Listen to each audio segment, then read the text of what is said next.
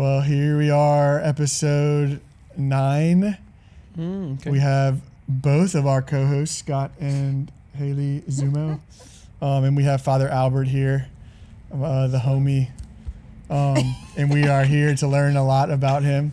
And we'll just talk over coffee and go with it. So, Sweet.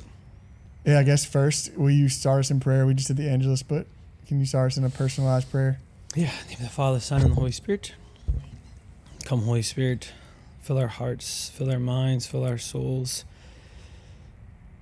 Lord, we ask that you just wash us in the blood of your Son, Father, that the enemy may have no access to our conversation, to our thoughts, that there may be a divine seriousness, but a true joy amongst us, that hearts may be free, that all we say and do may draw us ever closer to you in the bosom of the Father, where you live and reign forever and ever. Amen. Father, Son, and the Holy Spirit. If you can hear it on low, I have Gregorian chant playing at all times in here, so he is not welcome. Some passive exorcism. Yeah, get up out of here. I guess we'll introduce it as, so all the priests that we've had, I've said that this is an opportunity for us to humanize our priests, because we have you guys on a pedestal, as you should be, but I feel like there's a lack thereof of your personal story. And to better know you personally, I feel like we can better know, for one, our priests, but we can know Jesus a little better and know our community and, all the things. So I guess we'll start simply by tell us your story from as much as you can and want to tell us, and we'll just freestyle from there. Yeah, I don't think any of my people who see me regularly don't see my humanity. It's very much on full blast at all times. Yeah, so I did not grow up with any kind of faith, any kind of like Christianity in the home. As a young kid, maybe really little, I have a few memories of going to church here or there. And then my grandmother, my dad's mom, so they lived in South Carolina. I didn't grow up with both parents, had step-parents on both sides. She was Baptist, and so when I'd go visit, I would go to like Sunday school. Which you grew up here, around here? I was born in South Carolina. Moved okay. here when I was 5 down to Houma. My stepdad is older than my mom. He had retired from the police force and started working in the trucking industry. And he had a sister here who already had a business, a dispatch company. And so we came down. Yeah, and then even my experience with grandma, all I remember was like they had really good cookies and juice. Like that's kind of the extent of my memory. And it was a big playroom because it was more Sunday school for little kids. Yeah. But as a kid, I always wanted to know more, particularly through the stars at night, right? I have a deep love for beauty and creation now even, but as a kid, I would just sit outside at night and look at the stars and just wonder these like deep, simple yet philosophical questions of the beginning of things. You know, who created all this stuff, and who came up with words and numbers, like super simple things that are. You've numbered all the stars. You've called Yeah. them Abraham has got nothing on me. So I just wondered and longed, and I would kind of say like, when I grow up, I'm going to figure out the God thing, because something in me knew this had to do with the Lord. And so he was like calling me then. And so as an 8-year-old, I actually went to church by myself. There was 2 Baptist churches within a mile of our house, one in my neighborhood and one down the street, and they had a bus that would just go pick up little kids. And looking back now, I'm like, child catcher. We didn't sign any waivers. My parents didn't even really know I was going. But they would give us candy, and like looking back now, I'm like, wow, I broke all the rules. Got on a bus for candy. But they would just literally go around and pick up kids all over the city. Like not just locally, like my neighborhood being just a few, like less than a mile away, but I would go, and you got more candy in Sunday school if you knew answers, but I didn't really know anything that wasn't on TV. So I knew about Noah, and I knew about the Red Sea kind of stuff, but that was it, because it was in movies. Mm-hmm. And then one day we were riding our bikes in the neighborhood past the Baptist church, and it was a garage sale, and they had a sweet lunchbox I wanted, so I got it. And what was on the lunchbox? I have no idea, but we didn't have a lot of money growing up, so just like having a sweet lunchbox that wasn't like a Walmart bag was probably in my mind. But I mean, I was a kid, and it was cooler than what I had. So my parents worked really hard. They provided, and we played outside, so we enjoyed life then. But he invited all of us to come back to his church the next day because it was Saturday. And none of my friends came, so I came by myself. At this point, I know nobody. I met the pastor the day before. This was the garage sale? Was the pastor's garage It was sale? at the church, the Baptist church in my neighborhood, at the back of the neighborhood. Okay. And so I came by myself, and he was like trying to honor and like challenge his people. And so he's like, man, we have a kid who I met yesterday who came to church by himself. So he had me stand up in front of everybody. Right, I'm 8 years old. I'm terrified. I'm pinned in the middle of the pew because if not, I would have sprinted out. Like, I'm absolutely like, oh my gosh, everyone's looking at me. And I've had stage fright ever since then. And so trauma. I didn't go to church. I said I would never go to church again because of that. Like, I went in high school because I briefly dated a girl, and it was kind of this small garage church her family went to. And Garage sale church? Or? no, just a garage. Somebody's garage. It was literally. That sounds So when I pretty got to high cultish. school, I got to college, and I was engaged out of high school, literally right out of high school. I just didn't know anything, no truth. And so my roommate in college he's like, hey, you know, there's like a purpose to all this, because he grew up in the faith and he knew some of the stuff, and I had not heard anything, just the basics of like what the Lord had taught. So it ended that relationship, and it was just pretty toxic, you know. It was a high school toxic relationship. And so my first thought, this was March 7th. I remember the day we broke up because I had a physics test the next day, and I couldn't care less because I was like, I felt free, and because it just needed to happen. And so my first desire was, after we broke up, was to go to church for some reason. Right. But all my friends were Catholic, and I don't know what I thought. I think maybe I thought that faith was hereditary. So I was Baptist because, you know, my grandma was Baptist, so my dad was probably Baptist, and So 9 out of 10 folks. so I thought that's just the way it was. And so I didn't know anyone to go to church with because my roommate was Catholic. LSU is actually one of the top 2 Catholic schools in the country. Texas A&M, LSU. Let's say the first one Compete- again. Oh gosh, yeah. Yeah, Texas A&M and Aggie LSU rat. are the top 2 most registered Catholics in the country. And yeah, A&M is great when it comes to that. They now built the Basilica basically as their daily mass church at the What? campus. It was A lot of priests coming out. Yeah, He's it's an Aggie. beautiful. Yeah. He's an Aggie. I'm Yeah. sorry. I'm sorry. It's all right. We're gonna like go back and forth on like. Yeah, we can tangents. edit this out. People you know? notice I'm probably not wearing my Aggie ring. I need to get resized. It's Yeah, At first, I thought you were about to show me a tattoo, Nice. Scott, and I was like, I would have never pictured you with an Aggie tattoo. Yeah. maybe not an Aggie tattoo. But He was actually what's it called, Yell Leader or something like that. I have an original Yell Leader shirt. My vocations director for the With the Jesuits phone? gave me. With the phone? It's like a janitor's shirt. Oh. That's Anyway, fitting. It's yeah. A&M, you know. Yeah, we clean up everyone else's No, messes. when you see the good news, you spread it. They have a great Catholic center. I did a wedding there recently, and I guess when I was a deacon. Look, you haven't When I even was a seen it deacon, yet. not the new one, Oh. and like 300 kids came to my daily mass. And I was like, this Yeah. is incredible. So, yeah, so LSU, all my friends are Catholic, and I don't know anyone to go to church with, so I just don't. Right, come back sophomore year, I'm an RA. Right, basically, I get to live for free. And I was quiet in high school. I talked a lot if I knew you, but I wasn't outgoing. And so when I got to college, I thought, man, I just want to be me. What brought you to LSU? Engineering. I was going to go to Nichols. What kind of engineering did you end up in? Well, when I ended up with chemical engineering, but when That's why I graduated. when I got there, I was like, I literally asked my calculus teacher, what deals with math and science and makes a lot of money? Yeah. She was like, engineering. I was like, whatever. That's what I did, I too. mean, I can humbly say, like, I was a smart kid, you know. I graduated, not the very top of the class, but I was like 13th out of 400 people. And because English, I got all B's in English because I thought I was a bad writer. So I just didn't care about English. So I went to engineering. At first, freshman year was great. I got caught up in the party scene, just longing for something more. Because when I ended that relationship, I can look back now and say, like, I was longing for the Lord. And I even said that, right? I want to go to church. But I didn't know how to do that. And so I wound up on this other side. So then I pulled an all-nighter like every test of my sophomore year in college. It was bad. I started going to church with some friends, though, who I worked with. So we went to the Baptist Student Center, the BCM, Collegiate Ministry. I went to the Refuge. And it was fun to meet people who were living differently. But we were also the same people that were all going out together, just to put it. Like, we'd go to the Thursday night service and then go to Tigerland. Mhm. Like, Yeah, because it's no like one a was muscle really memory. like pushing something different.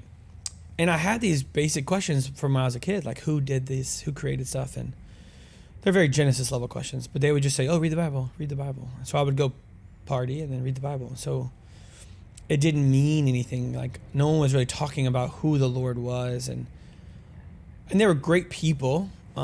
Just great people. But a lot of the sermons were on foreign missions and all this stuff, and it wasn't. At least when I was going there, and the praise and worship was awesome, right? It was uncomfortable opening my hands up, but I got caught into it, and it was great.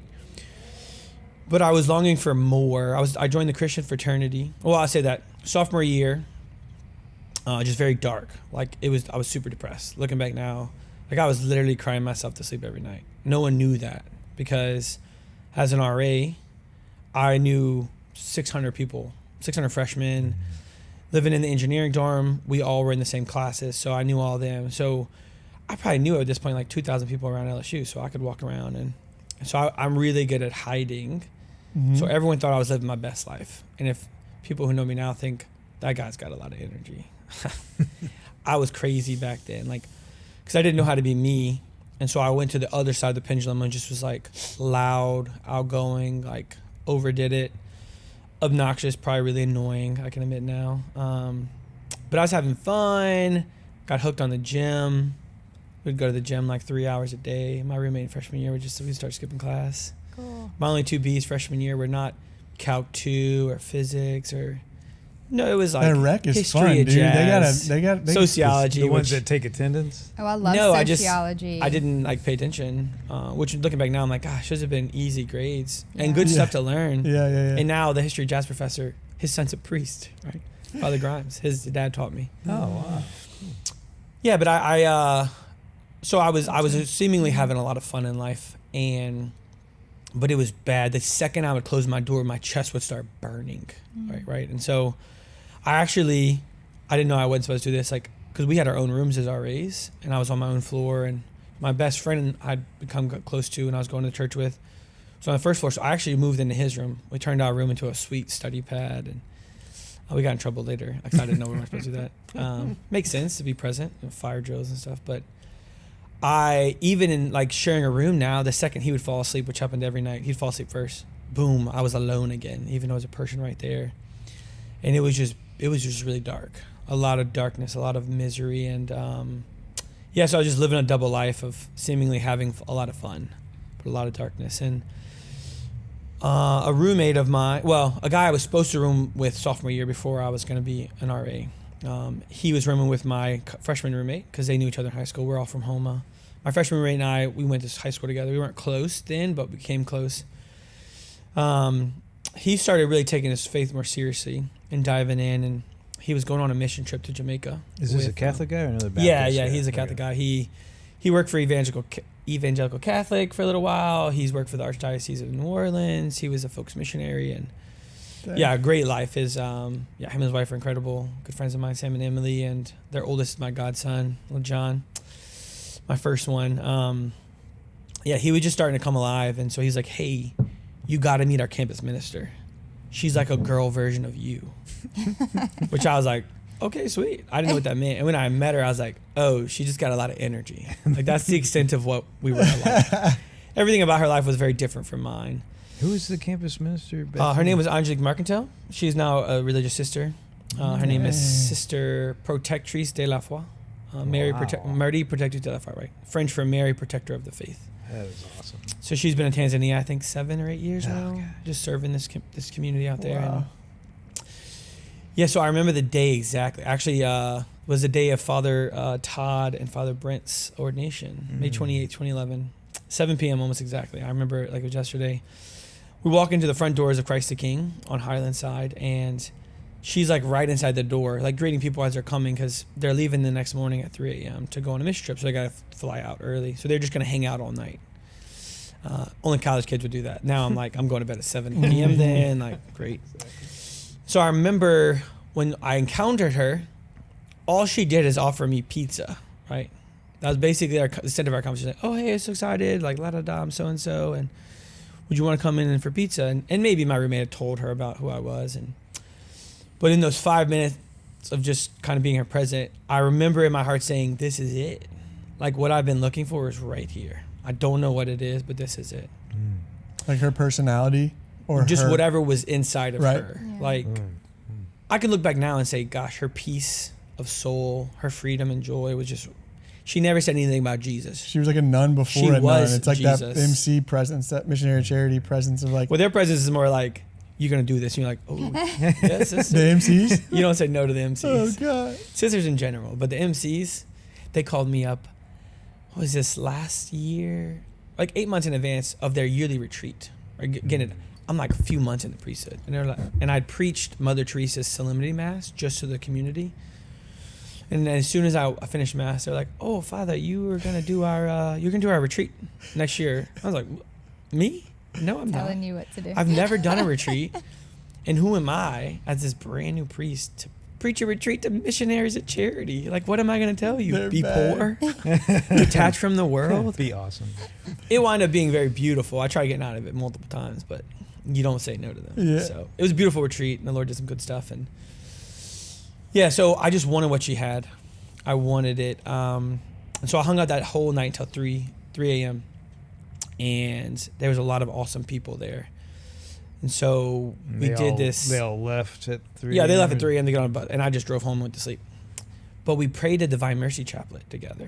It was the first Catholic thing I really ever. I had gone to Mass a few times before, but it was super weird.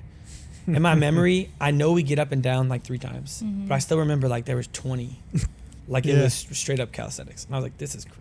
And then also, so backtrack real quick, when I started going to the Baptist church, I still had that fear of little 8-year-old Albert. And so I remember asking a couple of the people, I was like, are they going to make me meet people? Like, me thinking, like, are they going to put me on the stage? And I'm 19 at this point. And so these guys are like, you don't have to talk to anyone if you don't. Like, they're thinking I'm crazy. Like, do I have to talk to people? Because I'm like this crazy outgoing guy. And all of a sudden, I'm nervous about meeting people because I'm thinking they're going to put me on the stage and be like, this guy's never been This here is before. a new guy. Yeah. And Let's welcome him. Let's so give him a I'm big terrified hug. of that, right? So then when I go to Mass, so another part of the story, I'm jumping all over, but All good. was a woman who I thought was too good for me. She allowed me to pursue her, and I was living a messy life at this point, and so over 3 months we just had this simple little kiss, right? A true affectionate moment, right? And we didn't wind up dating. She had come out of a bad relationship. I was coming out of a bad lifestyle, but I remember thinking, this is what I want. I want a woman like this, right? And she just went to Mass on Sunday. It wasn't doing anything crazy, but so of all the things that was different about her life from mine, that's what I thought. I was like, oh wow, like she's Catholic. I want to look into that because I'm going to the Baptist church at this time, but she's living a little differently. So something in her was different. And so that's when I started going to Mass with my 2 friends, and it was weird. I didn't know what was going on. I was nervous. And even then I'm thinking, I don't want to be introduced to people. So when I go up for the blessing the whole time, I'm like this. I'm like in line, I'm like, hey, like this. I'm so nervous the whole time. So then we prayed the Divine Mercy Chaplet that night. It's the first thing I really did as a Catholic, and we chanted it, but like this beautiful call and response of men and women. So the men would say one part and the girls would respond, and it was just super, super powerful. And the guy sitting next to me, his name's Trey Krause. He sounded identical to the lead singer of the band Need to Breathe. And so I had like fallen in love with this band. I had just gone to a concert recently. And so I'm thinking like, is this the guy? Like, I'm like, he's sitting next to me singing. I'm like, he sounds just like Bear from Need to Breathe. Oh my gosh. So they left. I partied the next 10 days, came back. I was in summer school, so I didn't go home that summer. And so I started going to this woman's office every day after class. And my roommate Sam would come. The campus minister? Yeah, the campus minister. What's her name again? Sister Protectrice. Okay. Call her Sister Pro. Nice. So she had a couple of students because she was a campus minister. And interesting enough, her job actually was ending in June and she was taking a different job. And so it was like a short period I had of really encountering her. But for the next 2 weeks, I went every day, and I just asked all my questions. And she answered them in 10 minutes. She was like, Jesus, God, Genesis 1, Genesis 2. And so then here I am, like, I have no more questions because they're just simple questions. And so then she's just free to speak of the things. And so I fell in love first with the saints because, like, I had already come to the understanding, like, you ask people to pray for you. I'm like, these people are chilling with Jesus, like, right now? Like, straight roomies? Upgrade. Oh man, I was like, this is awesome. So I fell in love with the idea of the saints, and I love the structure because I'd been going to multiple churches and everything was so different. I'm like, wait, so there's like a structure, there's history, 2,000 years of this. And I mean, I'm engineering minded. So like, I love that idea. And so 2 weeks in, I tell her, like, I think I'm going to be Catholic. And I can remember the encounter being slightly awkward. And she was like, oh, okay. Like she didn't know you weren't Catholic? Or? Well, no, she knew I wasn't Catholic. She had heard my backstory at this point because, I mean, I'm an open book. And back then I was too much of an open book. No boundaries, no filters. So she knew where I'm coming from. So she was like, oh, okay. Like, let me introduce you to the OCI, or at the time, RCIA director. And she told me like 2 years later, she's like, I thought you were crazy. When you said that, I thought, there's no way. And she didn't say this, but in my mind, I thought, she probably like, this dude's a loser. Like living this crazy lifestyle. There's no way he's going to be Catholic. No way.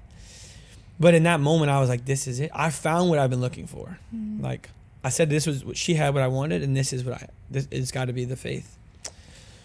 And so I started RCIA, the inquiry session, July 6th, 2011. July 13th, she came back from this retreat, a theology of the body retreat. So JPSU teaching on like, what does it really mean to be man and woman, the beauty of that, marriage and family, like all this stuff, which I had already loved, like humans. I loved human love at the time. I wouldn't have said that in that language, but I wanted to be a counselor. I didn't want to do engineering. I wanted to be able to provide for a family.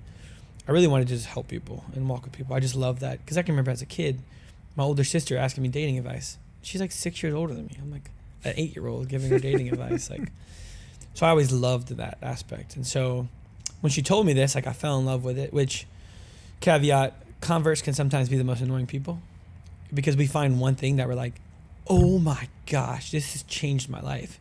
You have to hear about this. And most of the people have heard about it for years and you don't really know anything else to talk about, but you're so excited to share the good news. But like, I only got like a leaflet of it. I didn't get the whole book, you know? So I'm like, read this, it'll change your life. And so I went all in. So I started RCA, and the RCA director, so this goes back to little 8-year-old Albert, right? Was like, you already decided. You don't really need the inquiry stage. Like, and Sister Protectrice, Angelique at the time, has taught you so much that like, you can skip the first section, which is just more of an inquiry in the sense of like, you haven't committed to anything. And so, but what that meant was I had to do the rite of acceptance because I wasn't baptized by myself. And you know what that is, right? You go up in front of everybody, in front of the church. Full circle. And so at first I was like, okay. And then I was like, what does that mean? And she said, I was like, you know what? Actually, I got a lot of other questions. Like, I'm not going up there alone. And so I waited just because I didn't want to go alone, like straight up. Yeah. And then what happens when you go into the right, like once you're in, every Sunday you get dismissed in front of everybody. So every Sunday I had to go in front of the whole church and be dismissed. So you just the way they did it. Yeah. Like they brought everyone up and I was like so terrified, right? Super insecure. And I'm like, everyone's looking at me and they literally are, but for the sake of praying for you. And, but little Albert's like, my worst nightmare is true every week.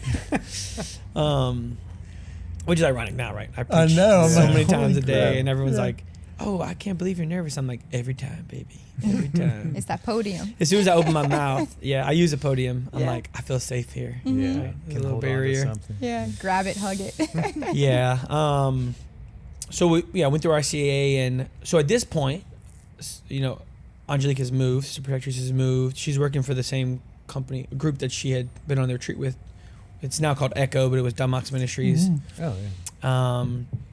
And so and the woman who was in charge at the time wouldn't let me pick my own godparent, right? Which is not the way it's supposed to be, but I ended up picking a guy who was crazy. It's kind of funny. But I still kind of claimed her as my godmother.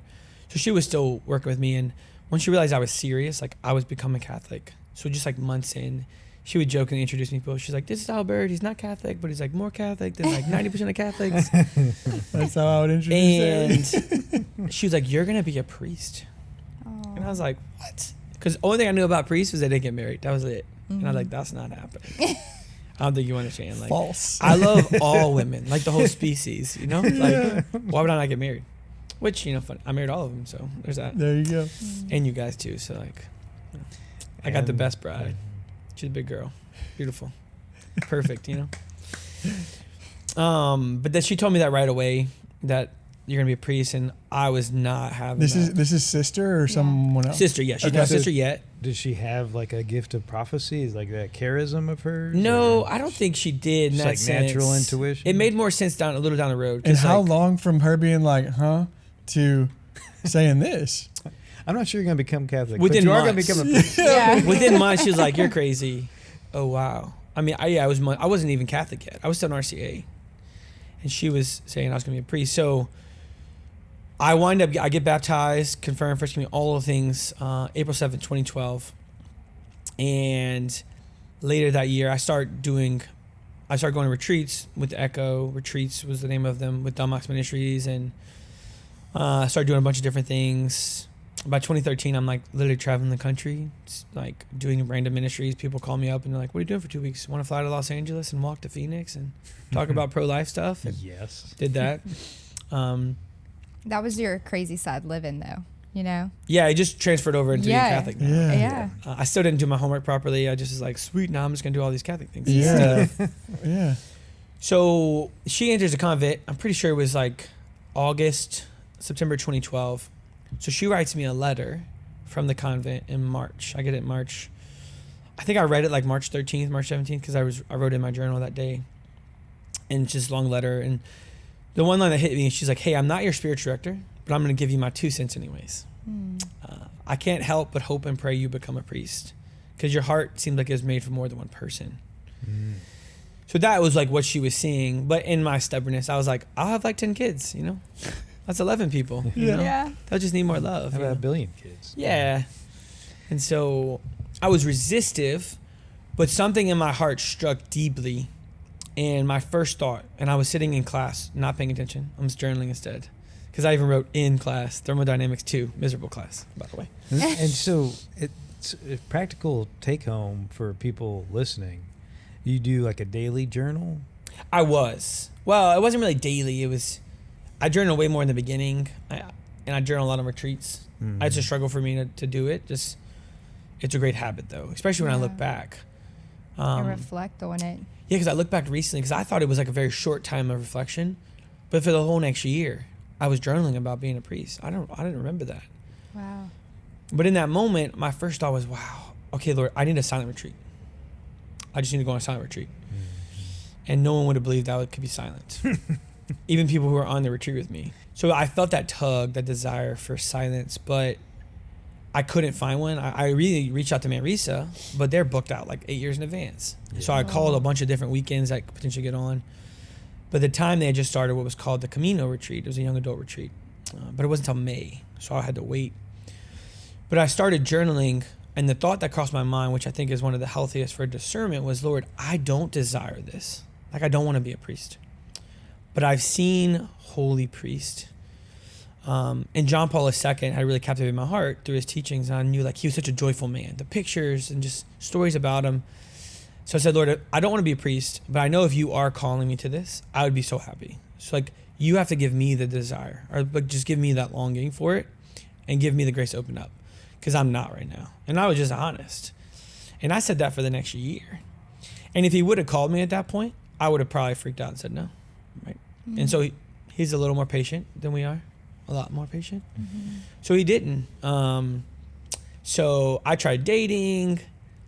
It never really worked out. Like, I just kept being like, I would like pursue somebody and it would be awesome. And it would be clearly like the woman is interested. One, she would say it, but also people speak with their bodies, and they're like, women are very clear on a lot of things actually. If you just actually pay attention. Like, hey, you're acting different today. Something's off. Or like one person I was trying to pursue, I was very much interested in her, beautiful, good, holy girl. But I didn't know if she was interested. And I was like, I'm not going to ask her on a date if I don't think there's a chance. And I remembered one day she hugged me differently, like a longer hug. I wouldn't let go. And I was like, all right, she's interested. Game on. And sure enough, I asked her on a date and she was totally open to it and interested. So yeah, people speak a lot without speaking. So be attentive to people. And maybe that's a particular gift I have. I used to think just all men were like idiots. But now I'm like, okay, I think the Lord's given me maybe just a heart for people that I just very much pay attention to little details. So you pay attention to just like That's why I natural love you. skills. That's why I love you. It's the details. It's the little things. It's remembering things too. You have a really good memory. And yeah, it's fun doing. It's like, hey, did you get a haircut? They're like, ooh, you noticed? Yeah. Well, You your hair know? looks different from yesterday. So. There you go. It seems common sense to me, but maybe not. Yeah, so, but it kept being like, oh, like right when it came time to like enter into a more serious relationship, I was like, I don't really like you like that. And I was like, what is wrong with me? Like, I'm just not. And years later, I was on a course with Dr. Janet Smith, brilliant woman. And I was just talking to her about it. And she was like, I think the Lord was just protecting your vocation. And so I started doing ministry all over. I'm like, looking back, I'm like, I don't know why people listen to me. I didn't know what I was talking about. I knew a few things and I talked about it a lot. But 2014, so I was really formed before I really understood and knew Jesus well. Our Lady and John Paul II. Right. I met JP2 first, I'll say that. And his teaching just captivated me. And then I just wanted to learn the mysteries of the rosary. So I was like, I'll also start praying the rosary. So I started praying the rosary every single day, like a brand new Catholic, just to learn it. And Our Lady just mothered me very well. And there came a point down the line where, I'll be honest, at the time I was like, oh my gosh, she's abandoned me. Because like I couldn't feel a presence and just like the gentle love. But looking back now, it's like she was walking beside me and like we got close enough to the Lord and my heart was open and she like, okay, like go to him. So I got to know the Lord more and then the Holy Spirit through different retreats. So I started doing ministry again. I'm traveling. In 2014, I got invited to do an internship in Philadelphia with the Theology Body Institute. And I had been invited to do it in 2013 because one of the women who I had met in 2012, my very first retreat, who's really a mother to me now, like a spiritual mom, and because I interned with her and like we just got really close and now we're super close. Her name is Jen Settle. She's a consecrated virgin, originally in Philly. Now she's in Orlando, still works for the Institute. Really brilliant woman. She's ever in town. You get around here, she'll blow you away. Every time I think I have some cool insight or met some random priest, she's like, oh yeah, Father John. I'm like, I love him. I just prayed night prayer with him 2 nights ago. I'm like, what? Dang it. Yeah, brilliant, good woman. She invited me multiple summers to come intern for her in the Institute. And so I did in 2014, which was the first time I kind of really left my bubble long term, moved to Philly, lived in a town called Westchester, just gorgeous. We would walk to mass on Sundays and go to the French bakery with a crew of guys. Because a couple of people, this girl, Sam, Troy, because it's kind of the headquarters for the TOB Institute, Ascension Press, all these places were there. So my roommate worked for Ascension Press. Down the street, my other roommate worked for the TOB Institute. Down the street was a couple of the regional directors for Focus, so it's pretty cool. Dang. Culture Project is there, a ministry I worked with. So it was just a cool hub of young adult Catholics who were on fire. So it's funny, I went in saying, I'm going to go on a dating fast, because like clearly this ain't working. And there was just such a good woman that I worked with that I remember the first time I saw her, I was like, wow. Right? And I know she didn't walk in thinking like, look at this little short bald guy. No doubt. She did not think that. So you said a couple minutes ago that when you'd go deeper into the relationship, you didn't want to pursue it further? No, they would just be like, I'm not interested. I don't like it like that. And some would say down the road like, oh, I was just nervous or whatever. So it's fine. I mean, I still know like almost all the women now I'm actually super close with.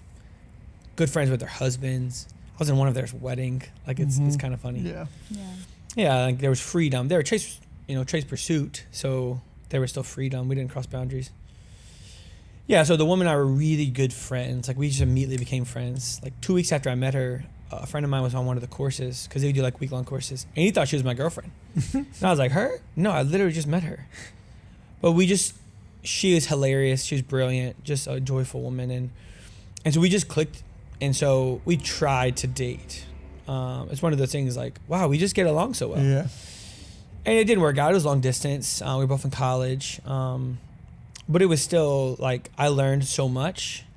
Now I did like, it was probably clear like we weren't going to go long term because it just wasn't working. Like the the like the funness and the freedom we had as friends wasn't there in the relationship, but it was long distance, so we probably would have done it much quicker. And So you were doing like weeks at a time for the institute? so the internship ended in the summer, end of summer 2014. I came back to LSU, Okay. still a student, and she was a student, so we visit just a couple times a whole year. Yeah. Credible family. Yeah, her mom's super holy woman, and just very Marian. Like when I met her, I was like, wow, your mom is Mary. Yeah, so it just didn't work out, but I still moved across the country thinking like, oh, well, we'll try it. And because I was moving back to where I had lived previously, and she was interning, or she was a missionary with the group called the Culture Project, which had just started at the time. And In Westchester? in or South Westchester, Carolina? it was in Okay. Westchester. Okay. And then so the relationship ended like 2 weeks after I moved because I didn't discern moving. I didn't know what that meant to pray, and and it ended on like good terms. It was just more like, hey, like we're really just good friends, and this isn't going anywhere in that way. And she brought that forward. It put it in that term, and I was like, as soon as she said it, it was like, true, you're right. Like we're good friends, and so it ended. But I was living now in Philly. I didn't have a job yet, and so I don't have a job. I moved up here for this one purpose primarily. Again, didn't discern that. Probably wasn't the best idea. And you're like a junior in college? I'm out of college at this point. Oh, out of college. Sorry. Gotcha. The details are important. Sorry. Do not stop. Feel free to stop and ask. Graduated, moved up there, and I just thought I'm comfortable if I go home. I can go to New Orleans, get a job so easily with some Catholic group because there's so much to do in New Orleans. And you're not thinking at all of actually working as a Kimmy? No. Okay, so side note, I wound up not even graduating Kimmy. I had like one class left. And I was No. so miserably and depressed in it. And I didn't really want to do it. I was just doing it for the money. And I met one guy I was interviewing from Exxon. Was plant design the last class you had to take? It was like senior lab. Yeah. And he even said quickly, which a lot of engineers were arguing, he was like, you're going straight to sales, bro. He was like, you get people super well. And you know the stuff. Like, that's what salesmen do. And people now, like, they don't do that because that's where all the money is. Like, you can give them money. I didn't know that. I just thought it'd be awesome to talk to people. And so I move up there and I'm thinking, maybe I should stay because I'm uncomfortable right now. And if I go home, I don't know if I'll grow in the same way, which I can look back now and say the Holy Spirit inspired that. Because if I came home, I probably would have just tried to date someone right away and it'd have been different. Yeah, so I decided to stay. Interned again with the Theology Body Institute because I couldn't find a job. Because I didn't really have much of a resume in like ministry stuff. A recent convert. And so I wind up staying. And I had been asked to be a missionary for the Culture Project, but I didn't like talking in front of people. And that's what they did. So I was like, no, I'll come work for you. I'll work in the office, but I don't want to be a missionary. And so after a little while, okay, backtrack before that. So I'm interning at the Institute. I start reading about St. Elizabeth of the Trinity, right? So in 2013, I did wind up going on that silent retreat at Manresa, and the quiet was awesome, right? I love the silence, but interiorly, I was not silent. I didn't know what I was doing. I brought my camera. I spent the whole 3 days just taking pictures. It was a 3-day silent retreat? 3-day silent retreat for young adults. Because you don't really break into the silence until the third day. No, yeah, right? exactly. Like you need to resettle. And it would probably taken me at that point weeks to settle into silence. Yeah. But I started reading this book. It's called I Believe in Love. I forget Father Eldeby. It's like I Believe in Love, a personal retreat, Saint Therese. And I didn't know her story, but I read the first 2 chapters of the book, and I was like, this is it. Like I want what she has, right? I want this littleness. And in my head, I really didn't believe it was possible. Because for me, littleness meant meek and quiet. I'm like, I couldn't be more different. And so I just told this story on homily last weekend. I said it out loud as if I was like chilling with her, like we're on the couch, like you and Haley, and I was like, look, sweetheart, this ain't gonna work. You're simple. I'm complicated. Like I broke up with Saint Therese. Because Like, she'll pursue you. Yeah, she was pursued, and she had already started. That was like the first, and I immediately was like, ain't gonna work. You're simple. I am way too complicated. This is not gonna work. That's awesome. I wanted it. I didn't believe it possible. It was 2013, May. So this is now September of 2015. All right, so the relationship ended in August, and I'm not discerning the priesthood at all, My roommate is, though. So we would go to daily mass together every day, pray a holy hour. I even had this 18th century Station of the Cross that my landlord had in my bedroom. And I'd wake up and read a chapter of scripture every day before even going to the bathroom. It was like there was just like a real graced time of being attentive. Also didn't have a job. So the first half day looked awesome. The second half, a lot of sweet Netflix series.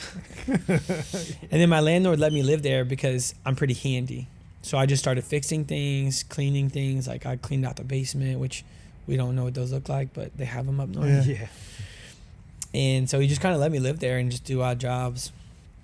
So I'm interning at the TOB Institute. This is October, or maybe it was September. I forget when that is exactly. And she introduced me to Elizabeth Trinity, who's very similar to Therese. Balthazar says that I've they're never like heard of her. two sisters in spirit. She's another Carmelite, French Carmelite. She was just canonized in 2015, maybe 2017, somewhere around there. She was canonized. She was a blessed for a long time. She died not too long after Therese. I think she was 17 maybe when Therese died. So she had already heard Therese while she was alive. Sure. She read her Story of a Soul immediately because like they wrote it as a letter and they would circulate it. It's called the circulatory, I believe, letter that would go to all the other convents saying, hey, here's one of our beloved sisters who died. Here's her story. So she got to sneak read it because the mother let her know. So she's another Carmelite. She's another Carmelite. Similar to Therese, wanted to enter young, whereas Therese petitioned the Pope to enter. Yeah. Elizabeth's Insane. mom said, please don't go yet. So she said, okay, Mom. Like, she waited till she was 21. Entered, also died young, 26 years old. Wow. Very simple soul, but a little more rough around the edges. Whereas Therese was like known since the age of, in the womb. She's going to be a sister. And Elizabeth refers to herself as a little devil child. And I was like, that's real relatable, And Therese had been pursuing me this whole time. She's very gentle. Like, she picks her friends and she won't stop until you say yes. What that means is when people meet her, they think, oh my gosh, Haley, you got to read this book. And then Haley reads the book and Therese hasn't chosen her yet. And Haley's like, she's stupid. I don't like her. Right? Haley, why would you She's say never that? suffered a day in her life. Like all the things I've heard. And I, over the years of like hearing this, I realized like, oh, like Therese kind of, Heisman's people in the face and they're trying to pursue her in a sense, right? It's kind of, it kind of happens. People either love Therese or they hate her almost like, because she didn't change their life and like, they're like resistive. And Therese had been pursuing me in so many cool, unique little ways. Like I was at Adoration Chapel one time, put my bag down, picked my bag up. All of a sudden there's a rosary there. That wasn't there. And where the Mary bead normally is, like the little medallion, was a Therese one instead. So like that whole summer pursuing me. In 2014, a lot of things happened. And well, then Elizabeth, she is not a pursuer, more of like a B&E kind of person, like breaking in her. She kind of kicks the door in. It's like, sup fam, I'm home. That's how she pursues. Like Like, Kool-Aid man. yeah, Kool-Aid man coming in the sidewalk. Oh yeah, Jesus about to wreck your life. And so when I met her, I had read her biography. What we have of it, because the French volume is humongous, and we only have like a 90-page volume, and it's Thanks, like a Scott. 600 To page. work on that. ICS, Institute of Carmelite Studies, is slowly translating it. I said, I still was resistant to some said, but like, this is the only way. I got to become little. Like, I got to be little if I'm going to know what the Lord wants from me, which is just straight from the scriptures, right? Yeah. But I still didn't believe it was possible, but boom. Whereas my first time retreat, I met Therese, and I had that longing for silence, but I met her there. This time I met Elizabeth, and I said, I need a silent retreat. And there was one coming up with the Sisters of Life in New York. It was a young adult retreat. There's only 3 times a year men are allowed at this retreat center. Those 2 of ladies are them. So Oh, Sisters of Life. Wreck me. Just nuns in general and sisters. Yeah. Yeah. Gosh. That's my I Exodus love 90 them. playlist too. Them, with their Yeah. songs. Well, so my first retreat, 2012, it's a unique encounter. Like if Echo retreats are so different. They're not conferences where the speakers give up and they give a great talk and they disappear. You live life for a whole week with these people. So Sister Miriam James, right? The whole world knows her now. She just lived with us for a week. like I danced with her in the mornings because they would do hype music before the talk, and I can remember because I'd never met a sister in my life. I didn't know what they were. That's Sister Miriam James Heidland. Yeah, Heidland. So she was one of the speakers, and at Eucharistic Congress. And yeah, I was so drawn to her, and she understood like I needed healthy boundaries because I didn't know how to encounter her, but she was just so free and alive even then, like even more now, but even then. And so one morning I came up and literally it's Call Me Maybe is on. And we're dancing and I'm like, I just want to be in her presence, right? Oh. And so I go over and like we're dancing and she tells me, I'm pretty sure it was that summer. It could have been 2013, but I think it was that first summer. She just like looked at me in the eye. She's like, I was hoping you'd come dance with me. And then she hugs me. And like 3-second rule, I try to let go. Well, she squeezes tighter. And she whispers in my ear, she's like, I feel like if I'd have had a son, it would have been you. Oh, wow. What? I was wrecked. I was like, heck yeah, I could be my mom. And so that was like my first encounter with a sister. And then she followed up with me for like a couple of years. Like we just randomly, hey, how you doing? Like just checking on you. And yeah, just beautiful. Like, yeah. Like Miriam was like real now. Yeah. And so that time period. And so how did what was the Kool-Aid Man moment? Like how did she bust into it was just that Elizabeth, like the desire is real and it's possible. I didn't know how it's possible, but when Therese, I was like resistive and she allowed me to like kind of push her away. The Lord permitted me to be like, I'm not ready for that. But when Elizabeth, when I encountered her, I was like, I didn't have a chance to resist. I was like, this is it. I want this. That's why they brought it up a notch. God was like, okay, yeah, we're going to start like, off slow. Then we're going to kick that foot in the door. Yeah, he's like, sting like a butterfly. Yeah. I'm trying to look like her up. Sister Miriam Heidland. Sister Miriam, there's a ton of stuff. She's got books out. Yeah. So for Hallow, she did Marian consecration. They licensed my Marian consecration to do that. And yeah, it's just like such an honor for her to even. That's awesome. Yeah, what's her name? Sister Miriam. Miriam James Heidland. I think it's Heiland or Heil. I think. I'm sorry. Heidlund. Heidlund, something like that, or like I always get confused with if her Sister Miriam, last if you name. ever see this, I'm sorry, I don't know how to spell your last name. Miriam James. People still call me Blount, not Blunt. Oh yeah, superstar. Oh, yeah, I do that too. Yeah, she's just great. She's just alive. Yeah, so yeah, the littleness, I desired that, and yeah, so then Elizabeth, I just find this, I desire this. So love sisters, I'm open that. I go to the retreat, and the opening retreat is, again, I'm not discerning the priesthood. Opening retreat is by Sister Therese, of all people. And it's by being a child of God. And sat in the back because I wasn't excited already about the name of the title of it. I was like, oh my gosh, child of God. Like, what the heck does that even mean? And I openly in my head, I was like, this is so dumb. Like, blah, blah, blah. Like, we're a child of God. Because I didn't understand it. I didn't understand it. And I was like, this is dumb. Because my heart was still resistive. And I didn't make the simple connection. Like, child of God meant being little. Sure. So I don't remember anything that woman said. Although I've heard great things about Sister Therese since I got to do Mass for the Mother House of Sister Life. Dang. I was ordained and did a road trip. Got to go visit a bunch of convents and different orders. But she ended with, and that's why we're his little ones. And now the Kool-Aid Man moment, right? Yeah. Just busted that one in. phrase. Yeah. But all of my fears and doubts immediately left. And I thought, oh my gosh, that's it. I've been praying. Because at this point I had written a novena. I wish I still had it. But I wrote my own personal novena to Elizabeth, praying to be little. And I realized in that moment, like, I've been praying for my identity. I don't need to pray it. It is just who I am. And so we were moving into a holy hour. So I ran to my room to get my journal. And I wanted to tell Jesus that I was his little one. Because, he didn't know that. I needed to inform him, right? Yeah. But by the time I get in, because I went to get my journal first, I'm like way in the back. There's 70 young adults in this retreat from all over the country, Canada. So I'm like 12 rows deep. I can't even see the monstrance. And so my first thought, naturally, is like, I need to get in the aisle because then I can really see. Well, enemy's real. Insecurities are real. little 8-year-old Albert terrified people are going to look at him real. So I thought, well, people are going to look at me funny, right? They're going to judge me. Ridiculous. Because the only people sitting behind me were a bunch of sisters. Probably thinking like, that's so beautiful. Yeah. So like the whole next 10 minutes, I was like, Battling. scooting. Oh. And at every scoot, my heart's pounding. Oh. I get to the end of the pew and I have to give myself like this big pep talk, like, just do it.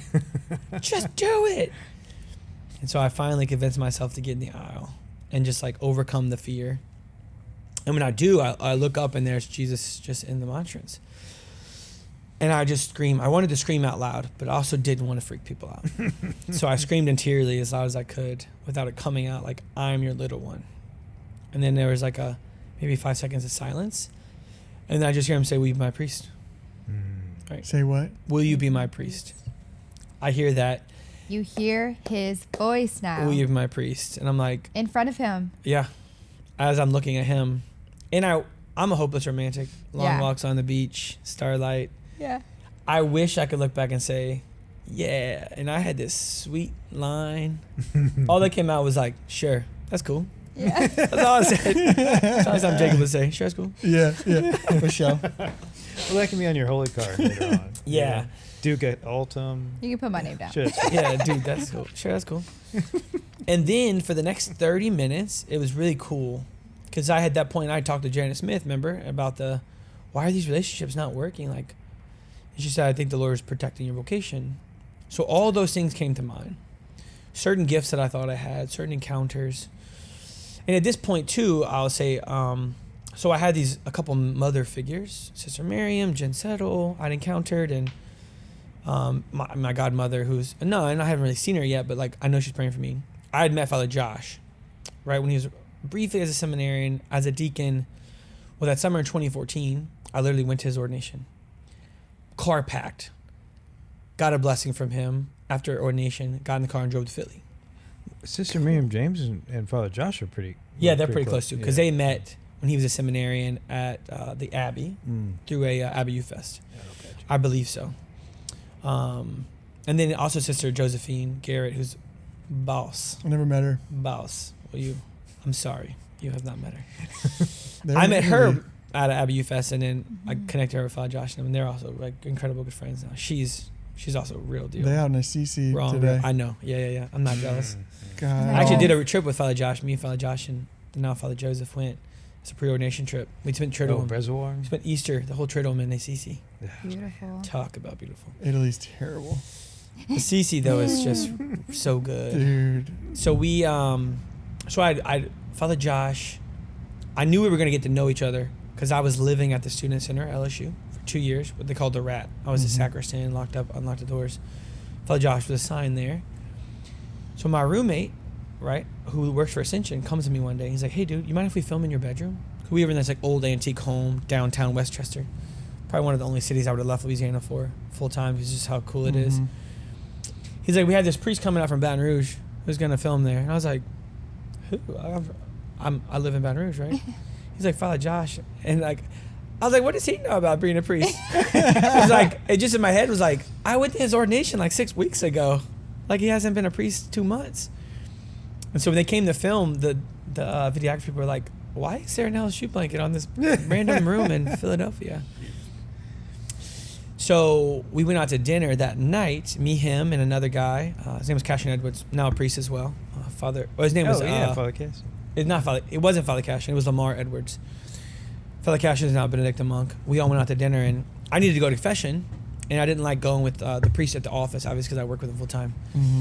So he's like, sweet, yeah, let's go. And we get in the elevator, and we're going to go to confession in his room upstairs at the hotel. And knowing that we're going to spend time together just because we'll work together, we get in the elevator. As soon as it closes, just like instinctually he turns to me and says, I just want you to know I'm not here to be your friend. Like, I'm here to be your father. What? And I was like, okay. Wait, which one was this? It was Father Josh. Father Josh. Okay. Oh, Josh said that? Yeah, so we're in the elevator in Westchester, Pennsylvania. And he says, I'm not here to be your friend. I'm here to be your father. Again, because we're going to be working together. I'm going to live at LSU. He's going to be there. And I had more access to him. I had keys to the office, and I had to go deliver mail and all this stuff.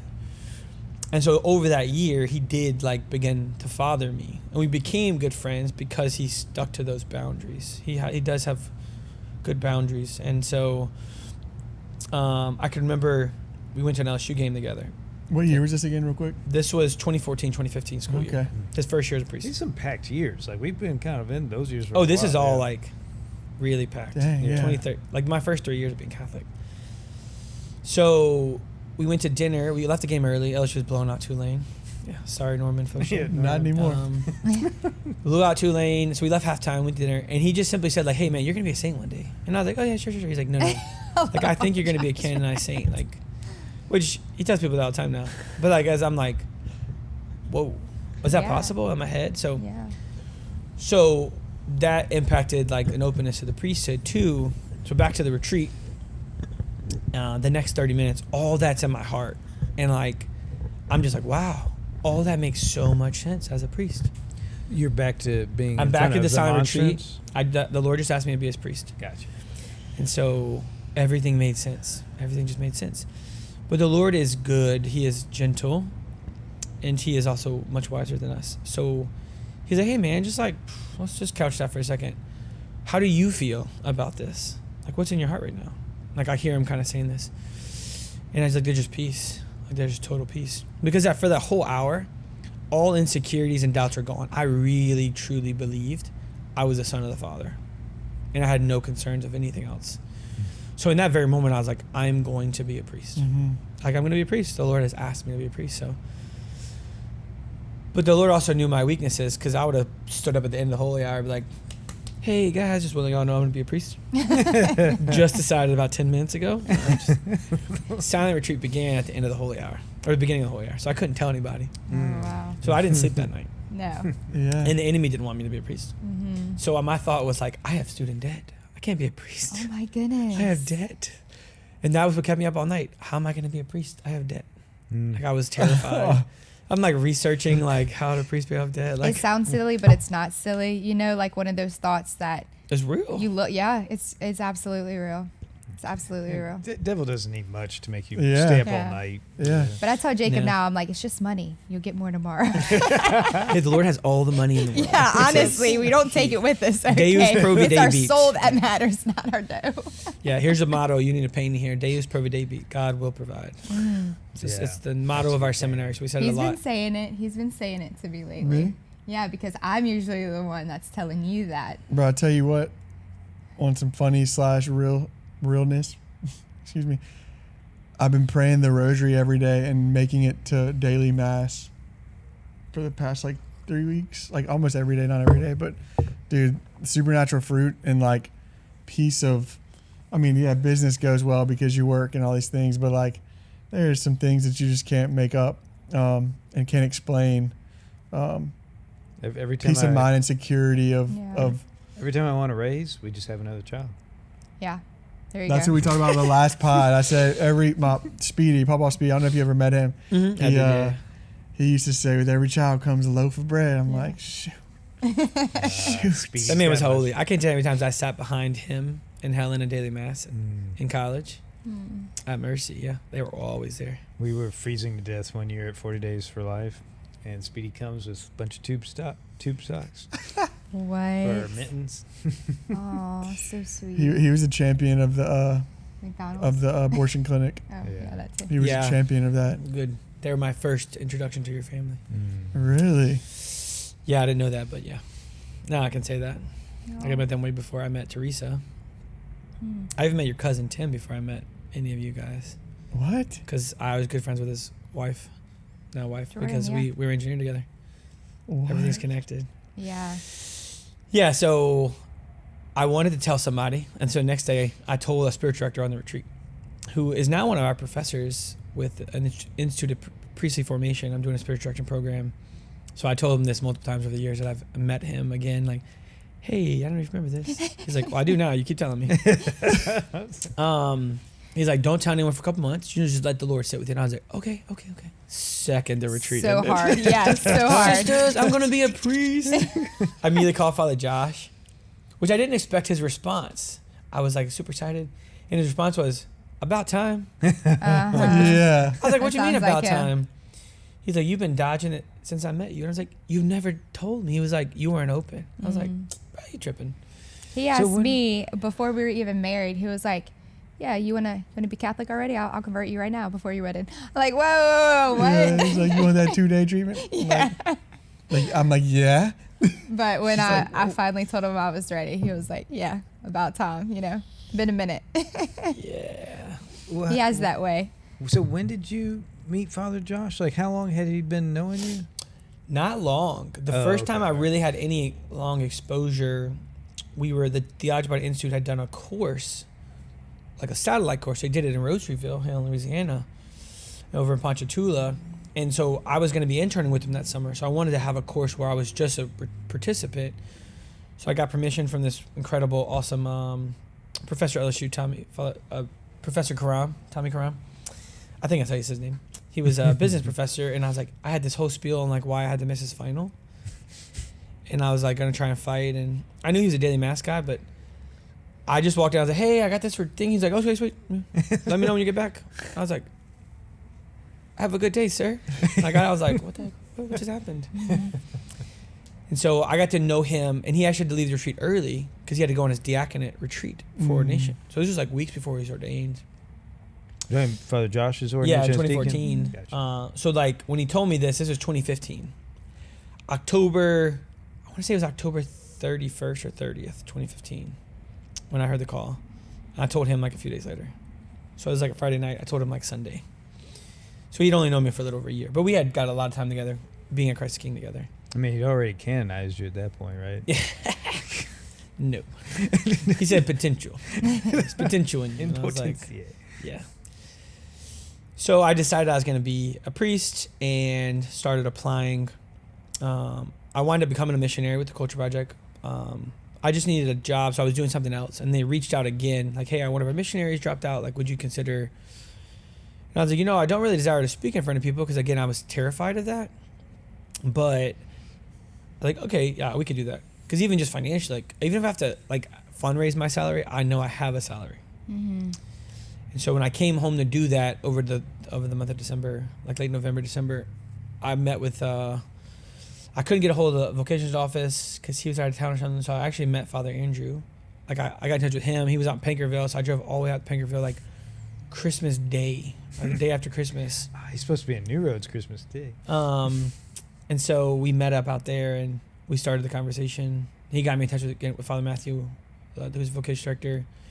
And what, like when you get that calling in front of the monstrance, are you thinking like diocese priest? Like where does that thought go? Well, so I want to be a monk. really You like silence. Like good reality to ask about. Because when I heard. So it's said that a young man or an older man, whoever's called to priesthood, will often go to one of 3 dioceses, potentially up to 3, where he grew up, right? Just got the family there, where he heard his conversion at, or he had his conversion, and then where he heard his call. Mm-hmm. So for me, I was 3 different places. Mm-hmm. Homa, I grew up in Homa. I converted in Baton Rouge, but I was living in Philly at the time, and I knew the vocation director. Like, we had hung out before and like gone to different events, and when I heard the call, simultaneously in my heart, I heard Baton Rouge is home, right? And so that was like a deepening there. So like there was no question I was coming to Baton Rouge. And no, it became orders home. Or anything like that? No, because it was such the call to like this place, these people. Okay. Because even when I made my list for fundraising, I maybe had like 10 people in Homa, a few in Philly. I had 90 people. Does that mean? Like a list of who to reach out to for fundraising. For your salary. To ask money. To just call and say, hey, mission. will you pay me to live this year as a missionary? Okay. Will you pay my salary, basically? Like contribute. As the culture thing or? The Culture Project, yeah. Okay. I had 90 people on my list from Baton Rouge to call. So it was just clear, like, this is home. Yeah, yeah. I just love the people here. And that's I would say, Father Josh and I talk about this a lot, like, that's the charism of Dawson Priesthood, is this place, these people, right? And the people may change, but by and large, like, it's these people, right? So that's why I think the best formation in seminary happens in the summer programs when you're home, because you're formed by a people. Mm-hmm. And also, you're discerning these people. It's kind of like if you're dating, but the whole time is only long distance. Like there's something kind of lacking in your capacity to discern. like a lot of I like it what I hear about you and know about you, but like, how do you?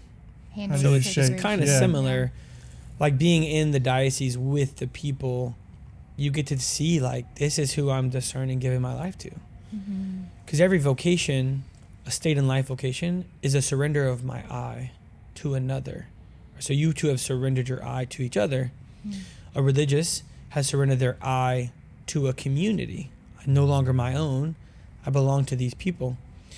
The diocesan priest has surrendered his I to the diocese, right? I'm no longer my own. I belong to these people. And like the bishop will tell you where to go. You have an obedience, but I would say like your I is surrendered to these people. Yeah, And so yeah. like you're discerning who the I is. That's why when religious, they don't take final vows when they enter. It's a period of time like, can I live this life? Do I want to live with these people the rest of my life? It's part of the discernment. Dating, you don't get married the first time you meet, right? Arranged marriages could work. The Lord is good and gracious. But most people want to date, like get to know the person, discern. We didn't. The correct way. Yeah, we were more like an arranged marriage that the Lord had. Arranged by the Lord and the child. Yeah, absolutely. That's cool. But Don't yeah. advise.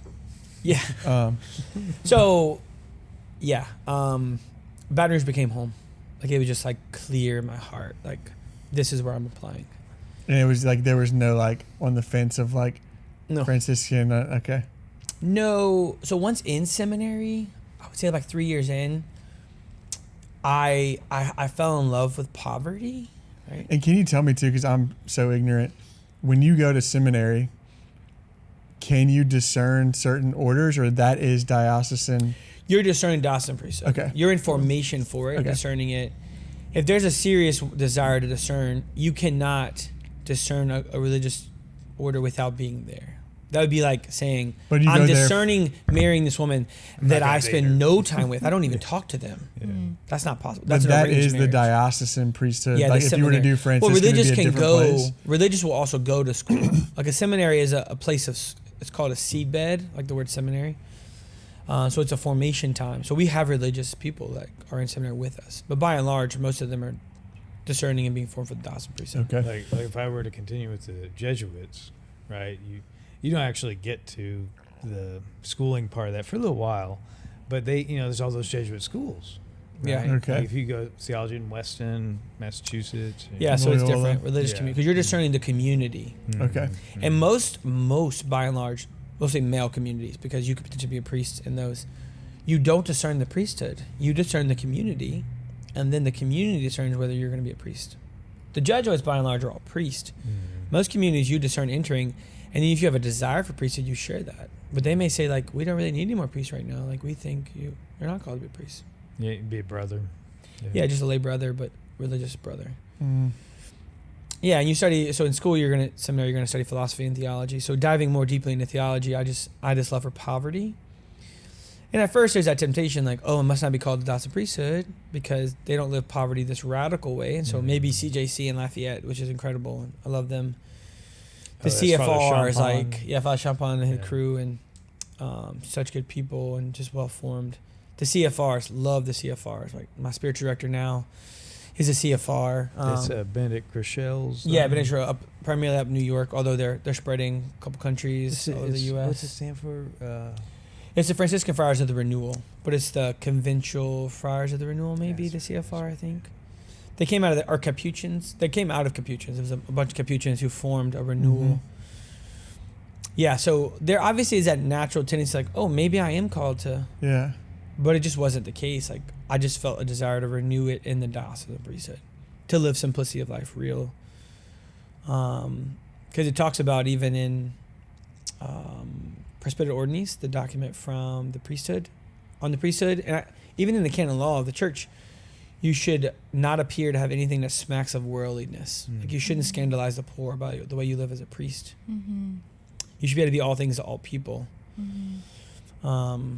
Now that's a whole other conversation on, Yeah. on that. Yeah. I was actually working on a master's thesis on poverty in the priesthood, but I lost my love of it, so I stepped away from writing it because it was becoming too academic. Yeah, because it's temptation to like have things and nice things, but the purpose of the evangelical counsel, so poverty, chastity, and obedience, are all for the sake of an undivided heart.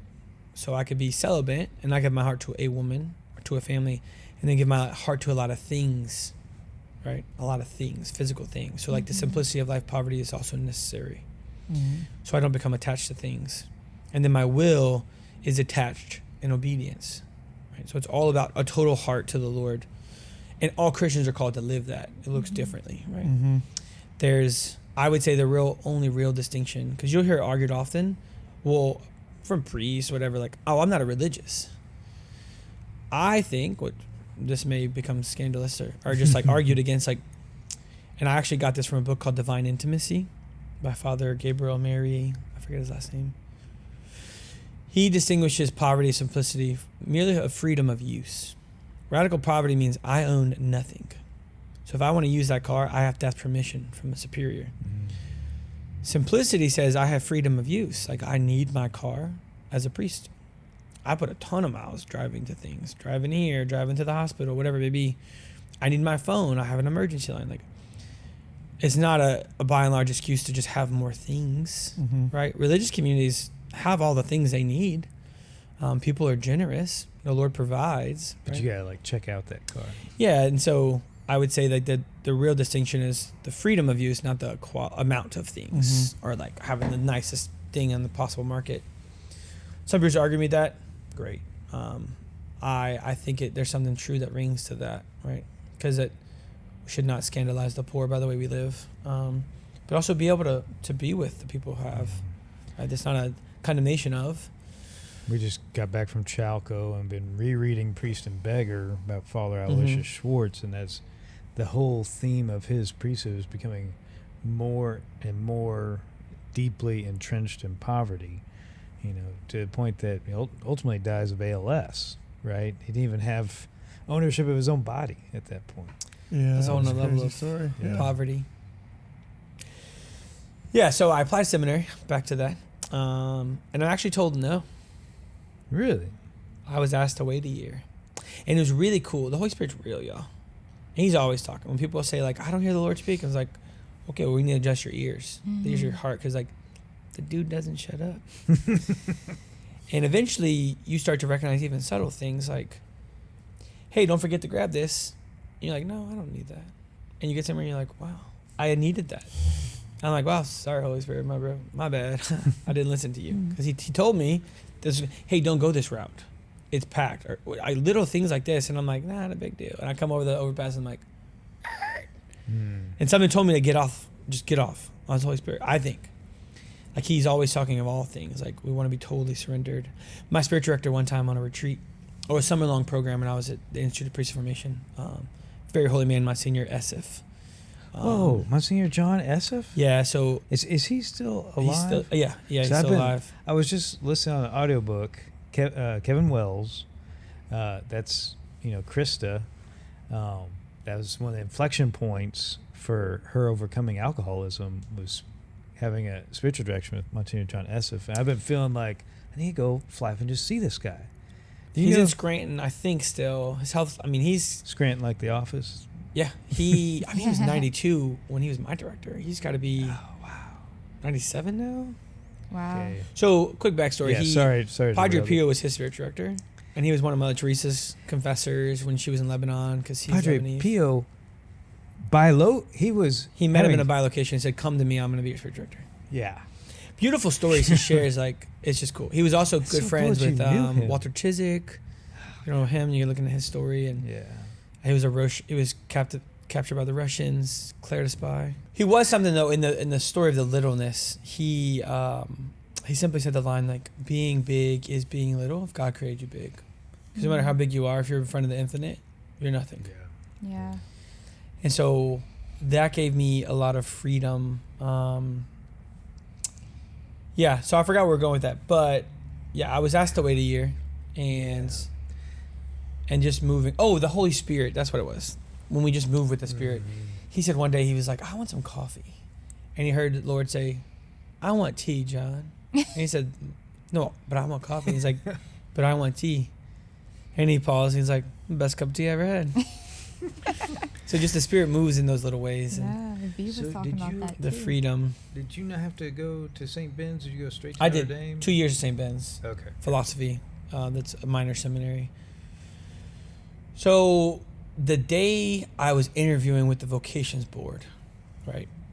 That night, Father Andrew texted me and said, "Hey, let's meet tomorrow." Which, intellectually, like the next step is you meet with the bishop. So I was immediately like, "There's no reason to meet with Father Andrew. It's not necessary." And in that exact same moment, 3 things popped into my head, questions they had particularly asked. And I was like, this is why I'm not going to seminary, right?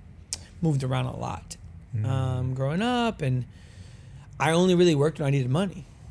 And so they had asked about my job history and asked if I'd ever gone to counseling, just to deal with all the stuff I experienced growing up. And so as soon as I got the text out, like those 3 reasons, which are valid reasons, like we don't know your stability.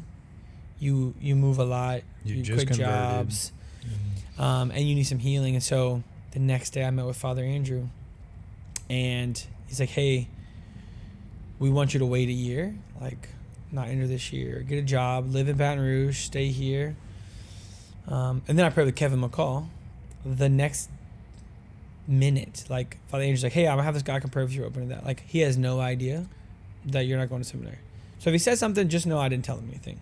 That's that charismatic. Yeah, like just the gift of, I like to call him the gift, name it the prophetic encouragement. Like he's not predicting your future. He's just encouraging things in your prayer with the Lord. So it's prophetic, but it's real encouragement. So I hear about him through Emily, and Yeah, then I saw yeah. Father Andrew He's brought great. him. I was like, Yeah, he prayed over me. It was pretty okay, awesome. yeah, Emily's trying to like link us up. Oh, he would totally. Yeah, he's great. So he just said, I remember the line he said is like, "Hey, the Lord wants you to know this is not a no, but a not yet." And I remember telling Father Josh that right after, and he was like, "Write that in your journal. You're gonna need to go back to that this year." Beautiful. So that year I wound up teaching at St. Michael's because I had no job, nowhere to go. And within 3 days I had a house and a job, essentially. I was like, okay, taught, good friends with Emily because we talked together. I didn't know what I was doing. I was good with the students. Like I know how to counter them. I would just go play sports with them. Like I'm only going to sub PE, guys. Yeah. So I actually kept changes of clothes because I'd come back so sweaty. Sub PE. I would only sub because like if teachers don't come, they would try to get Yeah. in-house.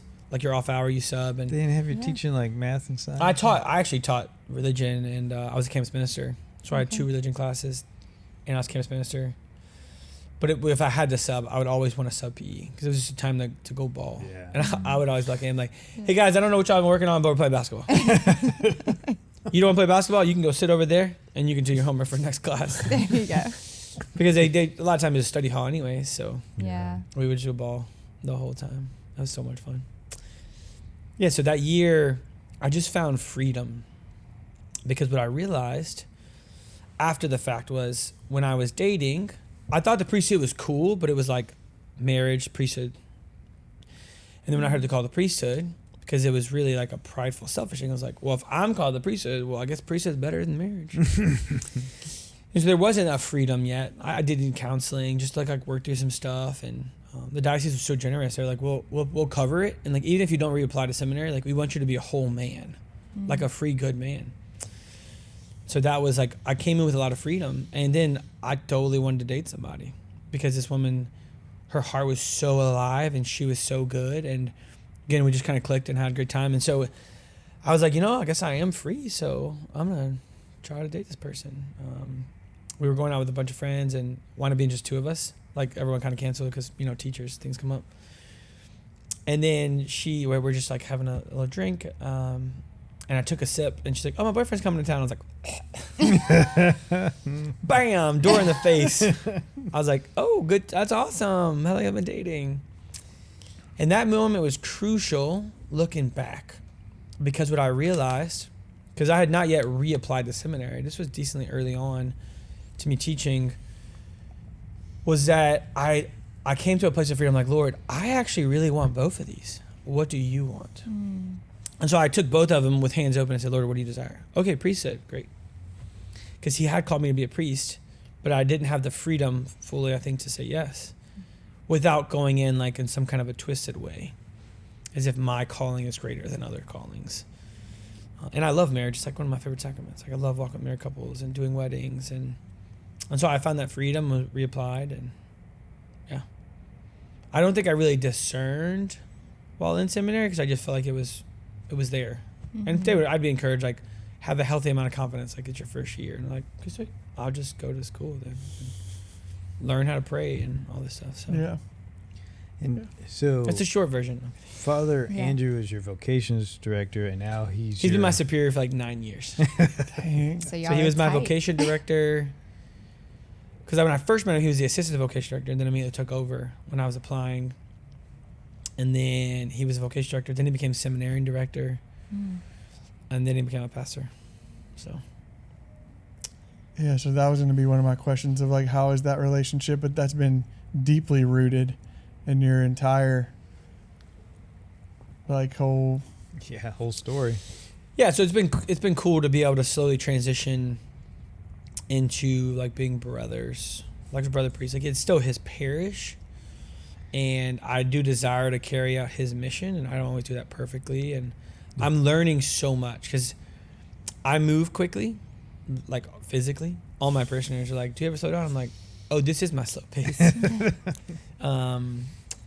So I've just learned a lot about his, because he prays a lot. Like I have the privilege of seeing him, how much he prays. I live with the guy, and so he does pray well. And I mean, he's not perfect. I'm not perfect. None of us are perfect, but it's been beautiful, and I've learned a lot. And there's been that slow transition, and I mean, I would say it's a little harder, just because he's still in a sense of like he's the guy in charge. Did he ever take you aside and say, "I'm not here to be your father. I'm here to be your friend"? Yeah. That would have been Full interesting. circle. Yeah.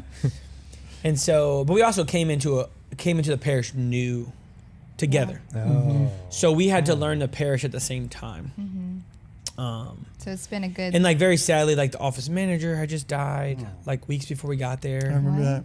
Yeah. Yeah, know like that. she had been struggling with cancer and passed away. So it was like, St. John the Evangelist. yeah, Prairieville. Yeah. And so we came in, and like the pastor just left. The associate's now a pastor somewhere, and the office manager just died.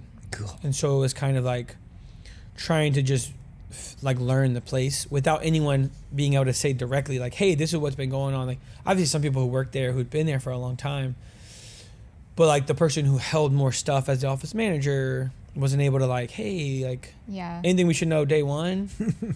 And then literally day one, it was a Saturday, 3 funeral calls. So our first week there, we had 4 funerals because we had another one the next day. And so we just come. But I think it's more so the fact that we came in new. So it wasn't like I'm coming in, Father Andrew's the pastor, and he's like, hey, welcome, let me show you around. Yeah, and for context, this is the biggest parish in the diocese. This is 5,000 plus families. It's like 4,900 families. Yeah. And I've asked other priests in other dioceses, I think it might be the biggest by family count in the state. Wow. Not the diocese, but I think I was the thinking state. Most Blessed Sacrament or Immaculate Conception is bigger, but They are the second largest by family count. And now, okay. the caveat being Lafayette and Owens have way more parishes than we do. Mm-hmm. So they're more naturally I got you. geographically split Right. up. Immaculate Conception, their parish boundaries is like half the size of the home of Thibodeau diocese. Yeah. A little exaggeration, but it's humongous. Yeah. It's And in always Prairieville packed used to when be we all go. cow fields, basically. And now it's all just neighborhoods. So it's Mm-hmm. so dense. Dutchtown was the largest school in the state. Yeah, that's where I went. They built another school 10 minutes away. Yeah. And they're still humongous. Yeah. God. And they So- built 2 new middle schools in their full capacity and All needing of them. another school. Yeah, every time I find a new middle school, I've been there for almost 2 years. And they're like, yeah, I go to Hickory Ridge, Hacksaw Ridge. And I'm like, where? What is that? They're Excel, constantly Oh, redrawing. you see that neighborhood back there? Go in the back of the neighborhood. Yeah, Oh. they're And you drive constantly back like and you're like, this redrawing is a the brand new boundary school. lines. So like, if you went to Dutchtown, now you can go here. If you went here, now you can go here because they're constantly redrawing. It's just a Yeah. dense place. So Yeah, it's a lot of families. So coming in new, we just we hit the ground running together. There wasn't like a orientation in the same way. Because it was like, we have masses to do, we have funerals to do. Like, just have the normal priest things. And I'm a new priest, so I've never even done any of these Cool. things. So, yeah, we just kind of hit the ground running. And so it was good, because then This Father is Andrew was able 2 to years entrust me ago? with things. Yeah. Yeah, almost a year and a half ago. Because I was there for July ordination, 1st, yeah. 2023. Okay.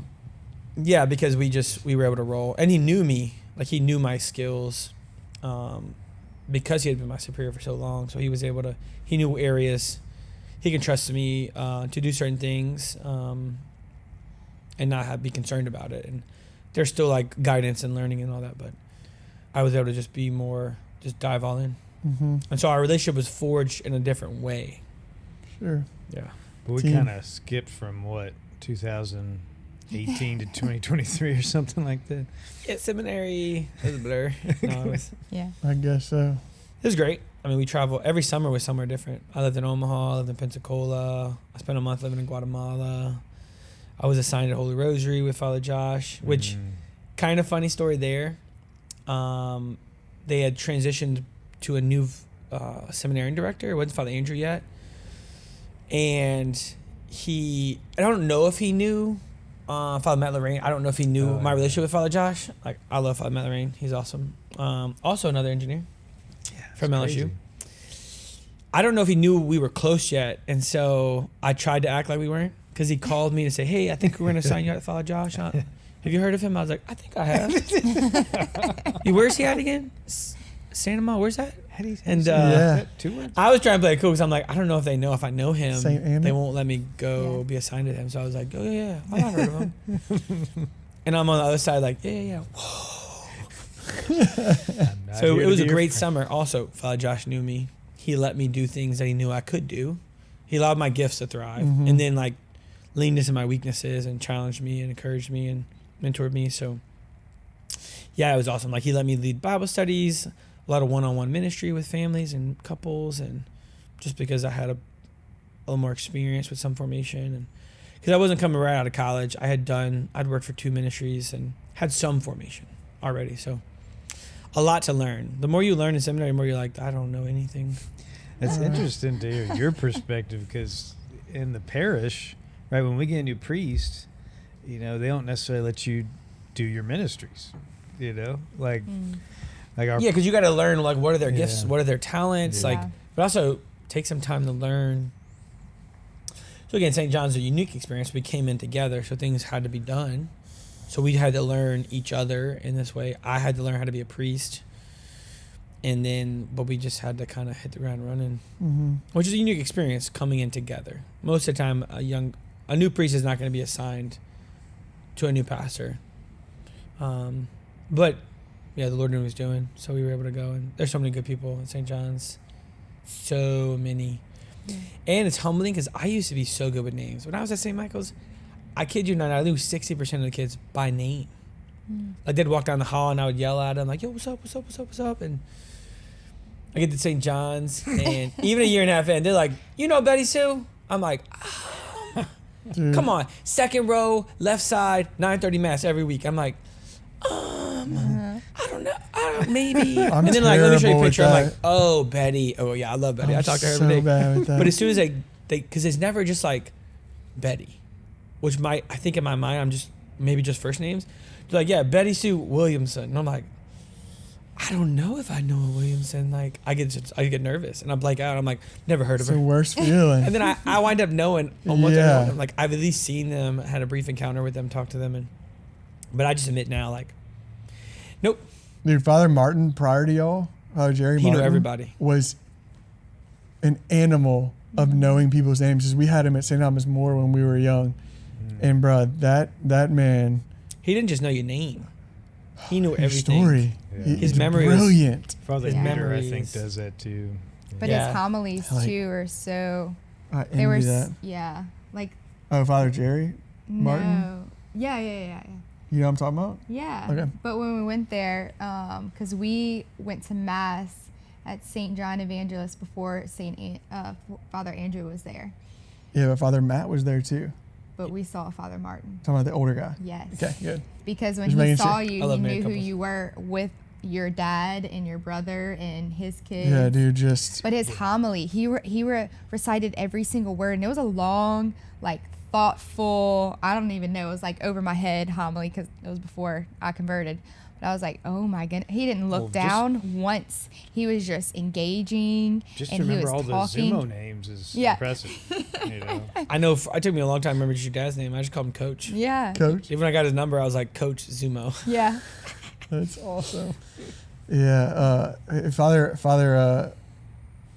Martin has like when he preaches, he has like a cadence about his, and I forget exactly how it is, but he and Father Cleo both have like a very cadenced but very speaking different language. I'm all over the place. I don't have a cadence at all.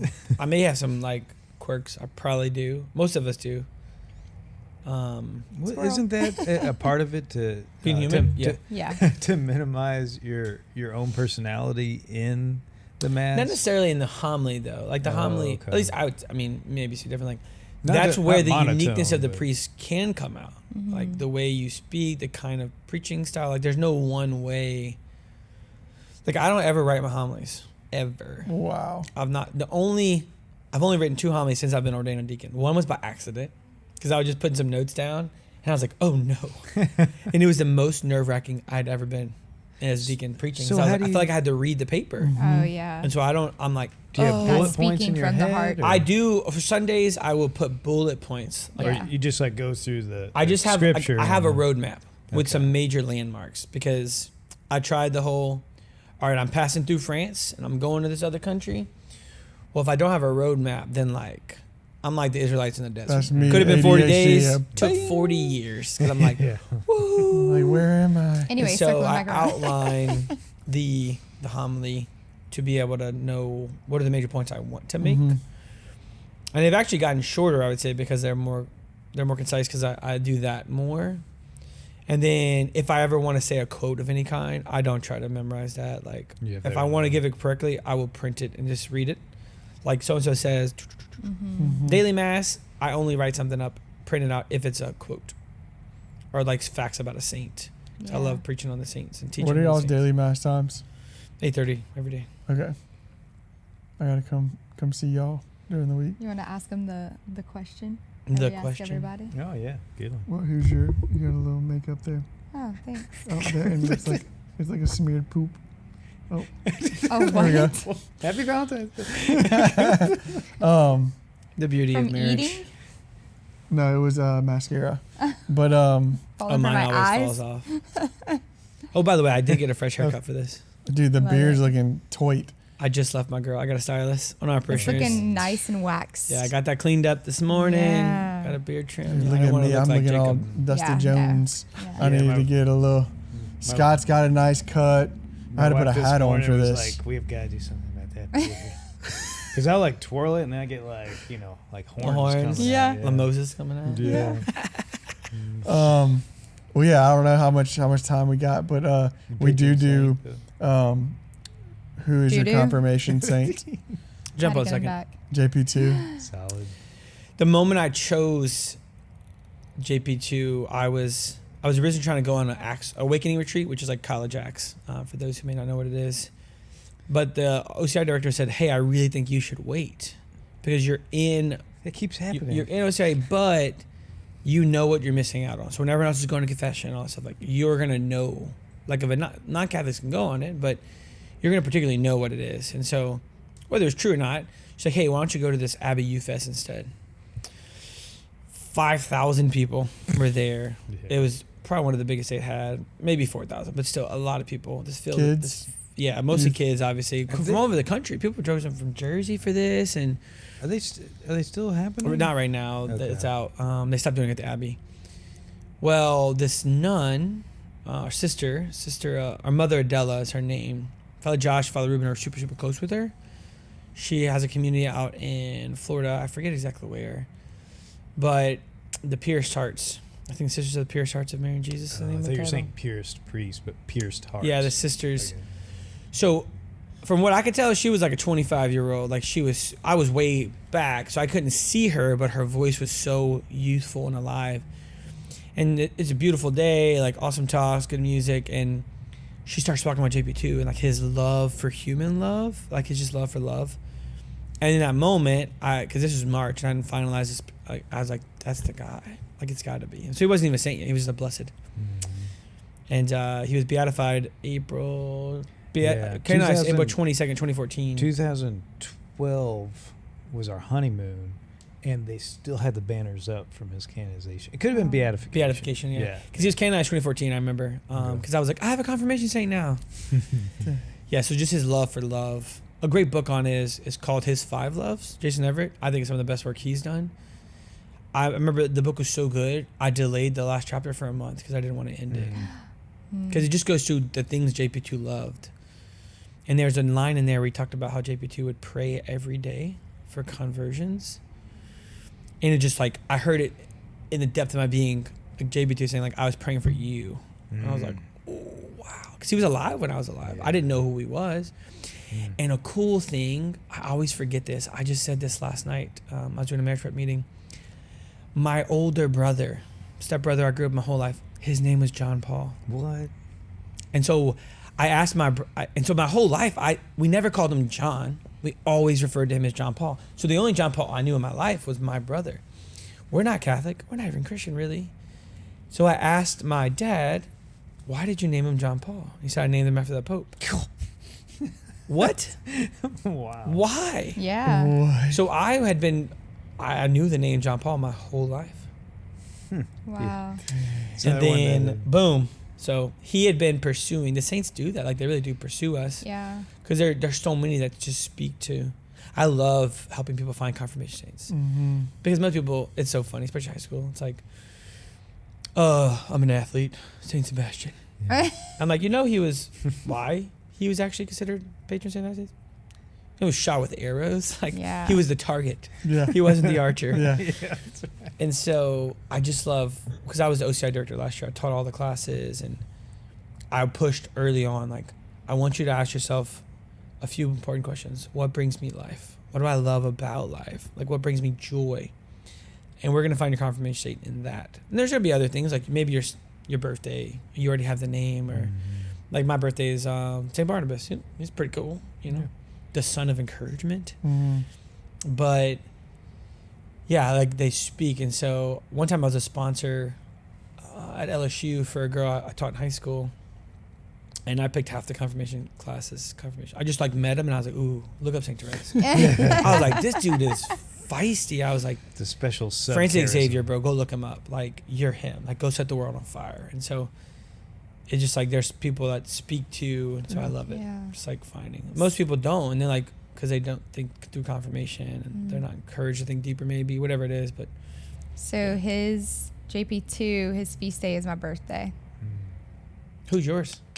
My confirmation saint, Our Lady of Sorrows. Ooh, dang. Yeah. Ooh, that's Yeah, deep. there's like That's 7 swords deep.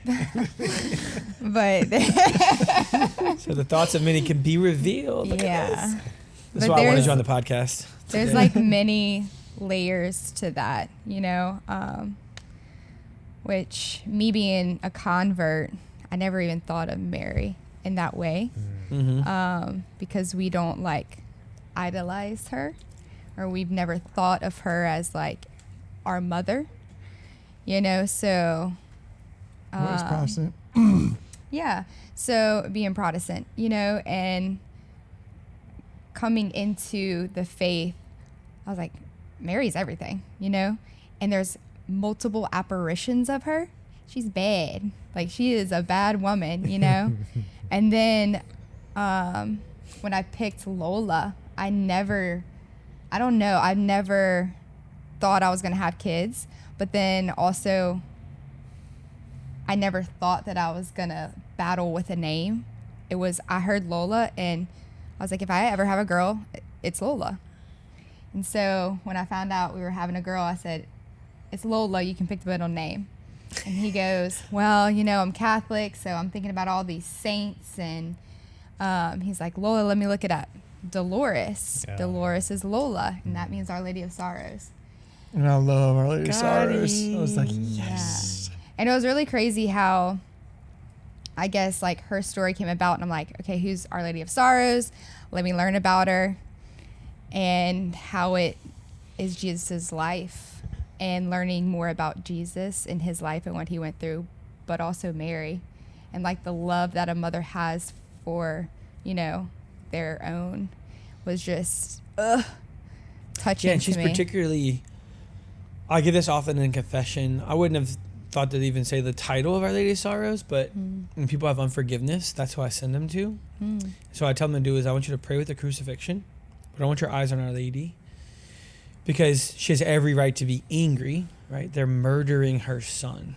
They're murdering her son. Yeah. And yet she hears Jesus say, Father, right? Father, forgive them. They know not what they do. Yep. And there's a beautiful scene in the Passion where she's like hunched over and clutching the rocks. And then she like sits up and opens her hands and all the rocks fall out. And so I encourage them. I was like, ask first, because forgiveness is the hardest, one of the hardest things that the Lord asks us to do, because we want to protect ourselves. It's just an innate. It's to forgive. And so we cannot do it on our own. Like the Lord has to do it in us. And so to start with acknowledging the hurt, the severity of it, not saying it's okay that you've been hurt, like what they did is okay and I just have to accept it, but I say ask Our Lady to give you her heart first to love her son. And then in time, wherever you may be, like ask our Lord to give you his heart to forgive those. Because Our Lady loved him so much and her heart was pierced at that moment, right? The sword will pierce her heart as well. Because she loved him, she had his heart to forgive, right? Yeah. And so she was there at the foot of the cross, and the freedom in that is really... So Our Lady of Sorrows is, she knows our sufferings. Yeah. I think about, it might seem strange, but when somebody says, when we go through Simeon, a sword will pierce your heart as well, I think about Joseph, especially as a dad, because it's a prophecy right there and then, not just for Mary, but for Joseph, because it means... It was his yes, too. And it means your wife, her heart's going to be pierced, your son is going to be crucified, and you're not going to be there. You're not going to be able to do anything to stop it or help them or comfort them. So I just found for the first time, I actually gave the statue to Jacob's little brother, a sorrowful Joseph statue. Jesus he's clutching the cross and he's giving the crown of thorns to Joseph, and Joseph's like, oh, I think I saw that one. It's Yeah, really, it was pretty. It's really powerful. So 2 quick things. I know our time is short. I just picked a great book on Joseph that's so bite-sizable. It's called Joseph the Silent. It's written in the 60s, 5-page chapters. Each is a title of Joseph. And Joseph's Silent, the title of the book, is he never spoke. And it talks in one of the chapters of how the fatherly heart of Joseph must have ached at his circumcision to hear his baby screaming out and blood flowing. And then small caveat of like, that blood was enough to save all of humanity. Yeah. Because God became man and bled, and yet he chose to go to the cross. But how Joseph's heart must have ached as a father to hear his child weeping and not being able to do anything. But also, I think, while Mary's the perfect disciple, Joseph's the perfect imperfect person. Because we like to think and convince ourselves, I can hide from God, right? Like, it's like you're sitting here and I'm like a cat, like, no, well, I can't see you. You can't see me. Like, no, I mean, you're right there. Every failure, every sin, Joseph wasn't perfect, right? Everything he did while suffering the gaze of Jesus and Mary, right? He could not hide his faults. And suffering because he, like, not as a misery, but like he probably wanted to also to like have that temptation to hide. And this is before the grace of the Holy Spirit. And so he suffered it under their gaze. And so with every fault and failure, the temptation of the enemy to say like they just knew even more how bad he was. And the reality became is he knew how even more loved he was, because they still loved him and gazed upon him with such goodness and freedom. And so he came to realize that his faults didn't define him. And so like that's what we have to do is like suffer the gaze of the Lord in our faults and failures, gives us the freedom to realize they don't define us. And then the Lord's gaze. Yeah, his strength to be made great in those weaknesses. And Joseph, I think, then is the perfect imperfection. Like he lived in perfection, which is the human condition, most well above all saints, because he did it in front of Jesus and Mary. Like every fault and failure, boom, they saw it. Couldn't hide. Couldn't even convince himself he could hide. They were there. Can you imagine? Because I love the idea. I'm a good hider. I like to think. In marriage, right? We share. You share in the graces of the church, right? As spouses, we share fully, in each other's graces, and to be married to a blessed mother, what would that have been like to have those graces like flow into you? I think about too of like, I was telling Jacob probably actually, I think it was last night we were talking about it, and I was thinking of like how Joseph, you know, he was like, we say his yes too, because at first he was like, whoa, I'm out.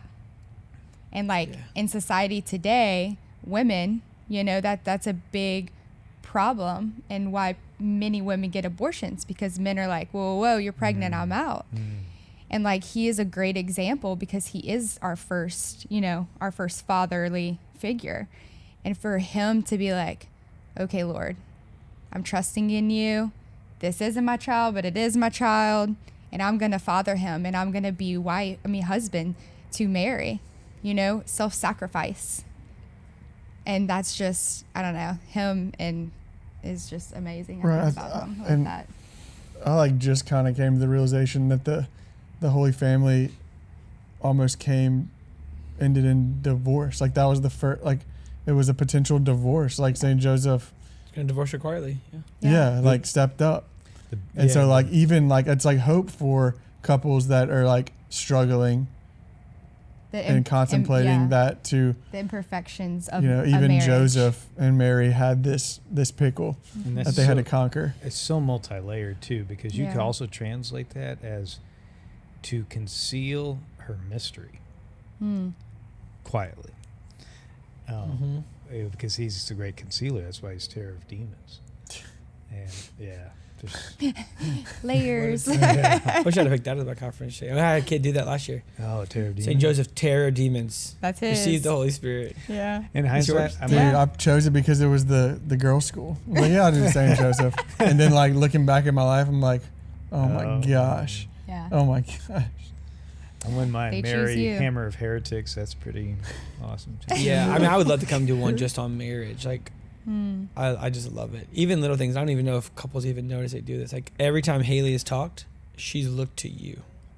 Do you notice when you do that? Like, I mean, it's obvious to me because I see it all the time. Like couples, when they're like sharing, when they're sitting next to each other, they always like, they're still talking to me, but they'll look over as like a safe zone. Yeah, confirmation. And like this is where I find like the Lord, obviously, but like there's also a certain security that the Lord wants to speak through, right? And like a fullness of gift of self in this. And so both of y'all looked at each other. Go back at the tape. Like, yeah, there's definitely like some symbolism behind the catapult of your partner and like being in one.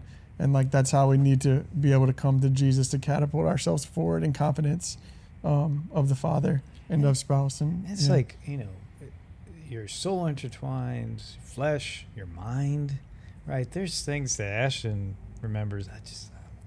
Brain's not holding that anymore. Yeah. I think it comes down to like how you become saints in marriage. I wrote a whole paper in philosophy. It was a philosophical underpinnings of what I think was starting to become like a philosophical underpinnings of how the two become one flesh. Using Maximus the Confessor's, a 6th century or 7th century Eastern father. He's kind of referred to as like the Aquinas of the East. Brilliant man. And so I used his philosophy and theology to kind of tie in, like kind of trying to merge the Western and the Eastern thoughts of. And I was talking to this professor. He's Eastern Orthodox, and I was just talking about the reality of couples praying together. And at first he was like, "That's not necessary. Like you grow separately." And then I started telling him all this stuff that I had kind of understood using one of his big guys, Maximus, and he like looked at me because I was bringing him to the airport. He spoke at our seminary, and he was like, "This is a doctoral thesis." I was like, "That ain't happening. I got time for that." But the reality of the two becoming one, because in heaven you won't be one, right? The flesh literally doesn't. You don't become one body. In the same way, like, and what he calls the tropos, which is like, it's the logos and the tropos. The logos is the thought that you are in the mind of God, right? Or separate, right? You're two separate thoughts in the mind of God, right? Because that'll be in heaven, you'll be that way.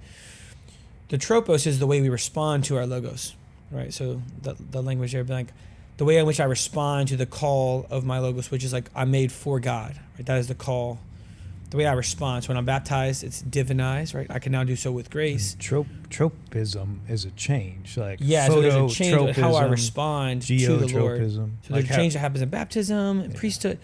And so like when a married plant couple becomes responds to one, light is a tropism. Yeah. Mm. and so when a married couple becomes one, like I use the term, it's not a legit term, like a tritropic reality. Like you both respond to the Lord uniquely, right? You still have this individual relationship, but you also respond to him as a couple. And bringing in the Catechism, 1534, referring to marriage as like a sacrament of service and Holy Arch, but it says that one, it's ordered to the salvation of another. And the degree that you grow in personal salvation is the degree that you serve the other. Okay, so like the degree that I serve my spouse growing in holiness, I also grow in holiness. It sounds like it's kind of tied up right there. So, yeah. That's interesting cool. Because as a priest, you're serving your spouse in the liturgy. There's another good book on Hildebrand, I think, on another brilliant guy, liturgy and personality, and how we think of personality as one thing, but true personality, like your virtues, that grows as you serve in the Mass and liturgy, and then it also, the liturgy also serves back to personality. It just kind of keeps growing. It's real. The Mass is the height of spousal prayer. I talked to your brother a lot about this. It's the highest form of our faith. Yeah, and like it's the model. Like, how do couples pray together? Like, well, what's the Mass? The bridegroom speaking directly to the Father, and the bride listens and has her own response, right? Like that's the calm response to the Mass. John 17 is spousal prayer. The bridegroom is praying to the Father personally, right? He didn't say, "Everyone, listen up. I'm gonna pray for us." He just shares his heart to the Father, and the bride, because it's happening at the Last Supper. His bride is listening to his yearnings to be with her. And we know that because we also have it recorded, so somebody had to hear it, right? Yeah. That's spousal prayer. Like he's crying out to the Father of his own needs and desires. He's not praying on behalf of the church. He is in some way, but like a longing for her to be with him. Therefore, a longing for her to be one. Like I want them to be one that we are one. So he's not praying on behalf of her as if she can't pray for herself. He does, obviously. He's the intercessor, but it's his longing within that he's sharing. So like a couple, when they pray that way, it changes things. Because if you pray as a couple and it's like, yeah, so Haley needs this and I need this, and like when it gets to Haley's turn, she's gonna be like, ditto. I don't have anything to add. Like he said everything for us. But if it's like, Lord, I need this. I'm struggling at work. I'm struggling with this piece. I'm working at painting or whatever it is. Then she gets to hear the most vulnerable part of you. She gets to peer into your relationship with the Lord. So that's intimate. That's way more intimate. And then she does the same thing, and there's a reality that's like, wow. Yeah, there's like we talked about this briefly in one of our episodes, but there's like a catapulting of the spouse and clearer eye to see your spouse through their vulnerability in prayer. But it just like there's a Holy Spirit moment. There's a flame in hearing your spouse pray in that moment, in that dialogue that is just like... I think it's Michael Franco. It was with Michael Franco that we talked about that with domestic church and stuff. So we're at the cusp of starting that, and yeah, we always need to. We say that this is great, and we need to do this, and we need to implement it, and it works for a little bit, and then you kind of fall out of it. But I think that retreat that we went on, where we had adoration, and it was just us, and we were vulnerable in front of the Lord. That was like, our discernment, our domestic church discernment. Give me the tissues, because you just don't. And we're together all day. Like we breathe, drink, everything. Like it's the same. And so we really don't have separation like that. We're working together and then parenting together.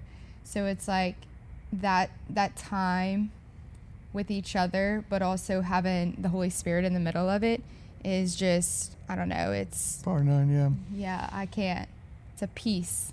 Yeah, it's occupational hazard. Same with the priesthood. Like, I do Jesus things all day. Like, I'm with my spouse all day, but I'm not giving myself anymore. Like, that's a real thing. Again, that's a whole episode, like, just speaking into that reality. Yeah. For sure. But it'd be cool to read John 17 and light with Tobit, the prayer of Tobias, right? Like, I would love to do an article when he's praying over. You're talking about John 17, Yeah. the high priestly prayer of Jesus. Oh, okay. Our Father, they are given to me. Read that and read the prayer to Tobias at the same time, because it's both the bridegroom crying out and the bride's right there listening, vocally praying out loud, and the bride's listening. Like there's something there. Yeah. So, like I would say to some extent, like Tobias's prayer is like the high priestly prayer of the husband, in a unique way, and so it's powerful. And it's right before, right, they consummate their marriage, and so it's the altar, right? Yeah. There's a lot. It's a nuptial. You'll never get We're to always the bottom learning. Yeah, of we're always learning. the mystery. Yeah. So treat your spouse that way. You'll never get to the bottom of the mystery. Gosh. That's why it's nice sometimes if you can, have the people behind you when you. For Norman. Yeah. It's beautiful. Well, good. Well, anything else you want to add in, or like Too much. people to pray for you much. Too much. in a certain Yeah, way? pray for the priest to die to themselves, because the priesthood is the sacrament of service as well. So we should never serve ourselves, and it's easy to want to do that. But also pray for priests to be healthy. Like they're still human, and so priests get burned out because we desire to. I mean, just a little vulnerability. I had burned out 2 months in. Because I just kept saying yes to everything. Not everything. Like I wasn't giving talks everywhere, but I wasn't taking care of myself. Like I wasn't exercising. I wasn't eating well. Sleep was kind of, because it was like late night events. Then I was like, well, I need to be in the office. And so it was like 12-hour days, 6 days a week.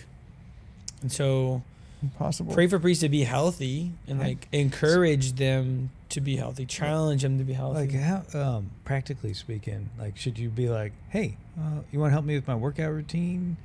So it's possible. I mean, sometimes I work out with a good friend of mine, a guy, and I know other priests who've done that, and yeah, just like encourage it. Like if you want to bring priest food, maybe try something that's a little healthy. I know we live in South Louisiana and it's difficult, but if every person's bringing jambalaya, like It's a wrap. pastalaya and all that stuff, it's no. like, well, then there's not like a priest need to be fully healthy. Also, if you want our priest to last a long Look, time, come to my house. I got all be the. healthy. got So all now when the people help. say, because I love going to families' houses, I just love being with the people. And Yeah. like, in what do you their want for dinner? own I say home. meat and veggies. I'll let you do your own thing with it. Just meat and veggies. Haley had some Give me some good chicken and veggies protein, last some good night. options. Like, Chef's kiss. yeah, and so pray for them to be, like, challenge them to be healthy, to take care of themselves. Like, yeah, we need that. Pray for that because we're still human. Human formation is the foundation in which everything's built upon. So grace builds on nature, but if we're destroying our nature, Yeah. it's kind of hard. Like, we're going to be limited. We're going to be exhausted, and we're going to be better priests if we're also whole, healthy priests. Mm-hmm. Yeah. You could sit in the confessional. It's possible for 16 hours. John Vina did that, but he also prayed. So pray that priests are praying. Like, if we're like the catechism says the most fundamental human activity is prayer, is to receive. The fundamental activity, which your mind says like, I got to do all these things, is to receive, right? Mary preceded Peter. So the Marian dimension precedes the Petrine. Being precedes doing. So if I don't know how to be with the Lord, I'm limited on how to be with, same with spouses. Oh, you pray with your spouse every day, but you never talk to Jesus? I'm going to just say up front, your spousal prayer is very limited. Because if you can't be with the one who truly receives you and sees you perfectly, probably not doing it well with the one who's imperfect, right? Because you're just limited.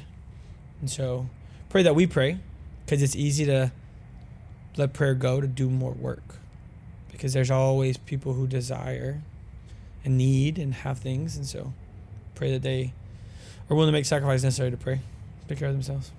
Super, super important and so easy. The first things to go are prayer, exercise, sleep, because it's like, well, I can use this time more productively. Man, that's what I think about. I'm like, she's down for a nap, or I could just sit here for a minute. But the dishes and this and that, and I need to do this, and I'm like, it's so easy to just. It's a tension. It's a real tension. Yeah. Right? Like, And our culture is built that way. The American dream, self-made, self-reliant. I do not need Jesus. I am my own God. And then the same guy who tells you that's true, when you fall down, who do you think you are? Piece of trash. You can't do this yourself. Yeah, pray for that. Pray for holy marriages too. We Yeah. definitely need to pray for vocations.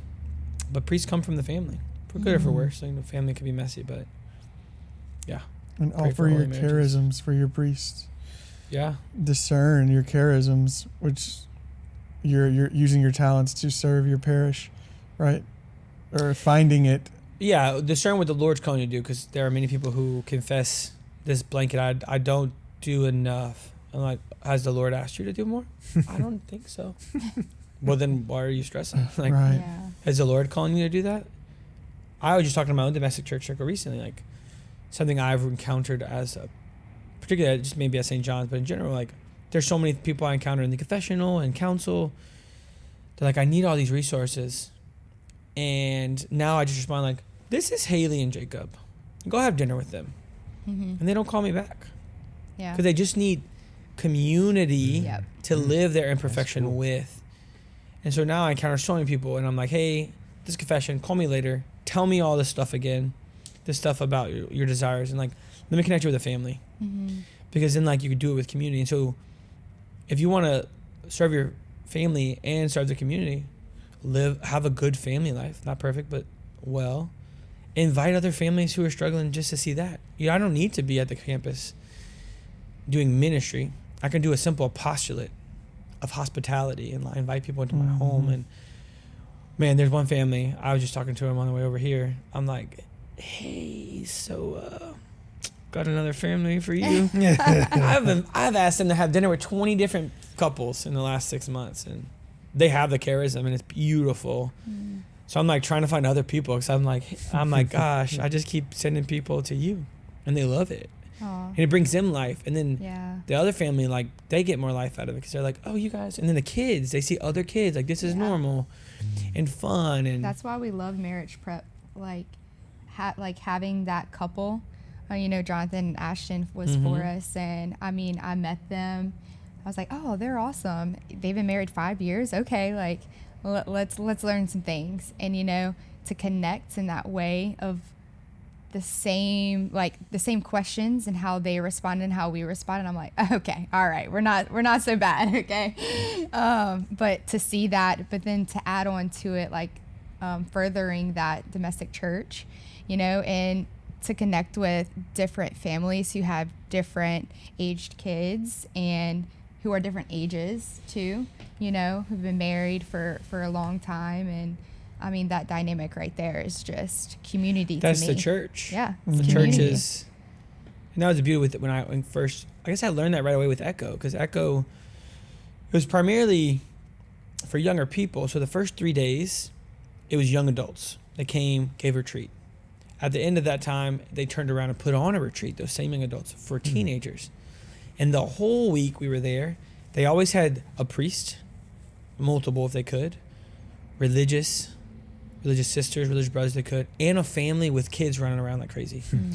Because it was a way of saying, this is the church, the fullness of the church. So when you're telling the kids, like, these are the potential vocations that are out there, like the beauty of messy family life, the beauty of this, like, people probably see Sister Miriam and think, oh my gosh, she's like perfect. And I mean, she drained some 3-pointers on some kids. It was awesome. But you also just saw like, oh, like you're just a person. Like, Yeah. allow people to see the beauty of the church. And it's like, then there's a freedom. Like, this is cool. This is normal. And because one kid, as I went to a baseball game with that same family, I gave every other family to, and both the kids were playing, and it basically became a church event. Like, everybody there I knew from the parish. And I go to the dugout to say hi to the kid, and one kid's eyes get super big, and he's like, what are you doing here? Well, I just came to watch it. And he's like, I thought you couldn't leave the church. They did let us out once a month. Yeah. So, It's true. I got this ankle bracelet on. I gotta be back. Ankle bracelet. This is within my boundaries. You can't leave the geographical boundaries of your church. And the baseball field happens to be. And so you get to see people just be normal and human. So like you said, a humanizing priest, like Yeah. demystifying like holy people in the sense of, because again, I hear confessions of all ages, and almost everyone says, man, if I just had what they had, which is like a big dichotomy. You're saying if I was not me, I'd be happy being me. Ergo, I will never be happy because I will never not be me. And they see this other couple over there, and they're like, oh my gosh, like Jacob and Haley are perfect. And then Jacob and Haley are like, dude, that couple over there, they got it. I'm like, y'all need to talk to each other. Yeah. Because y'all both think the other one got it. And I've been to both of y'all houses. Y'all ain't got it? Y'all ain't got it. Like, they just imagine this perfect house. And I'm like, bro. Turns out they live there and they have kids. And it's messy. Yeah. And so you just see, like, when somebody counters that, they're like, oh, wow. Like you said, like, wait, y'all struggle too? Because like a lot of dads would be like, am I the only dad who gets angry easily? I'm like, no. It's just like a thing that we as men need to like work through. And so I got a bunch of dads together one time, and they were all the dads that everyone else thought was like great. And they're like, wait, you? Yeah. I was the only one. So when you encounter church as church, and you become salt of the earth, because you go out and you tell people like, hey, it's okay to struggle. Let's struggle together. Yeah. Gosh. Yeah, it's real. Well, we could talk for hours, but Yeah. I'm sure you got stuff. some one of the 5,000 to mend to here. But we appreciate you coming. Gosh, we'll have to have you again soon. Absolutely. And can you finish us in prayer? Yeah. And Father, Son, and the Holy Spirit. Lord, we just thank you for the gift of community, the ways in which you draw us deeper to yourself, the loving of our neighbor, because the two loves are inseparable, Lord. Thank you for the complementarity, Lord, of the priesthood and marriage.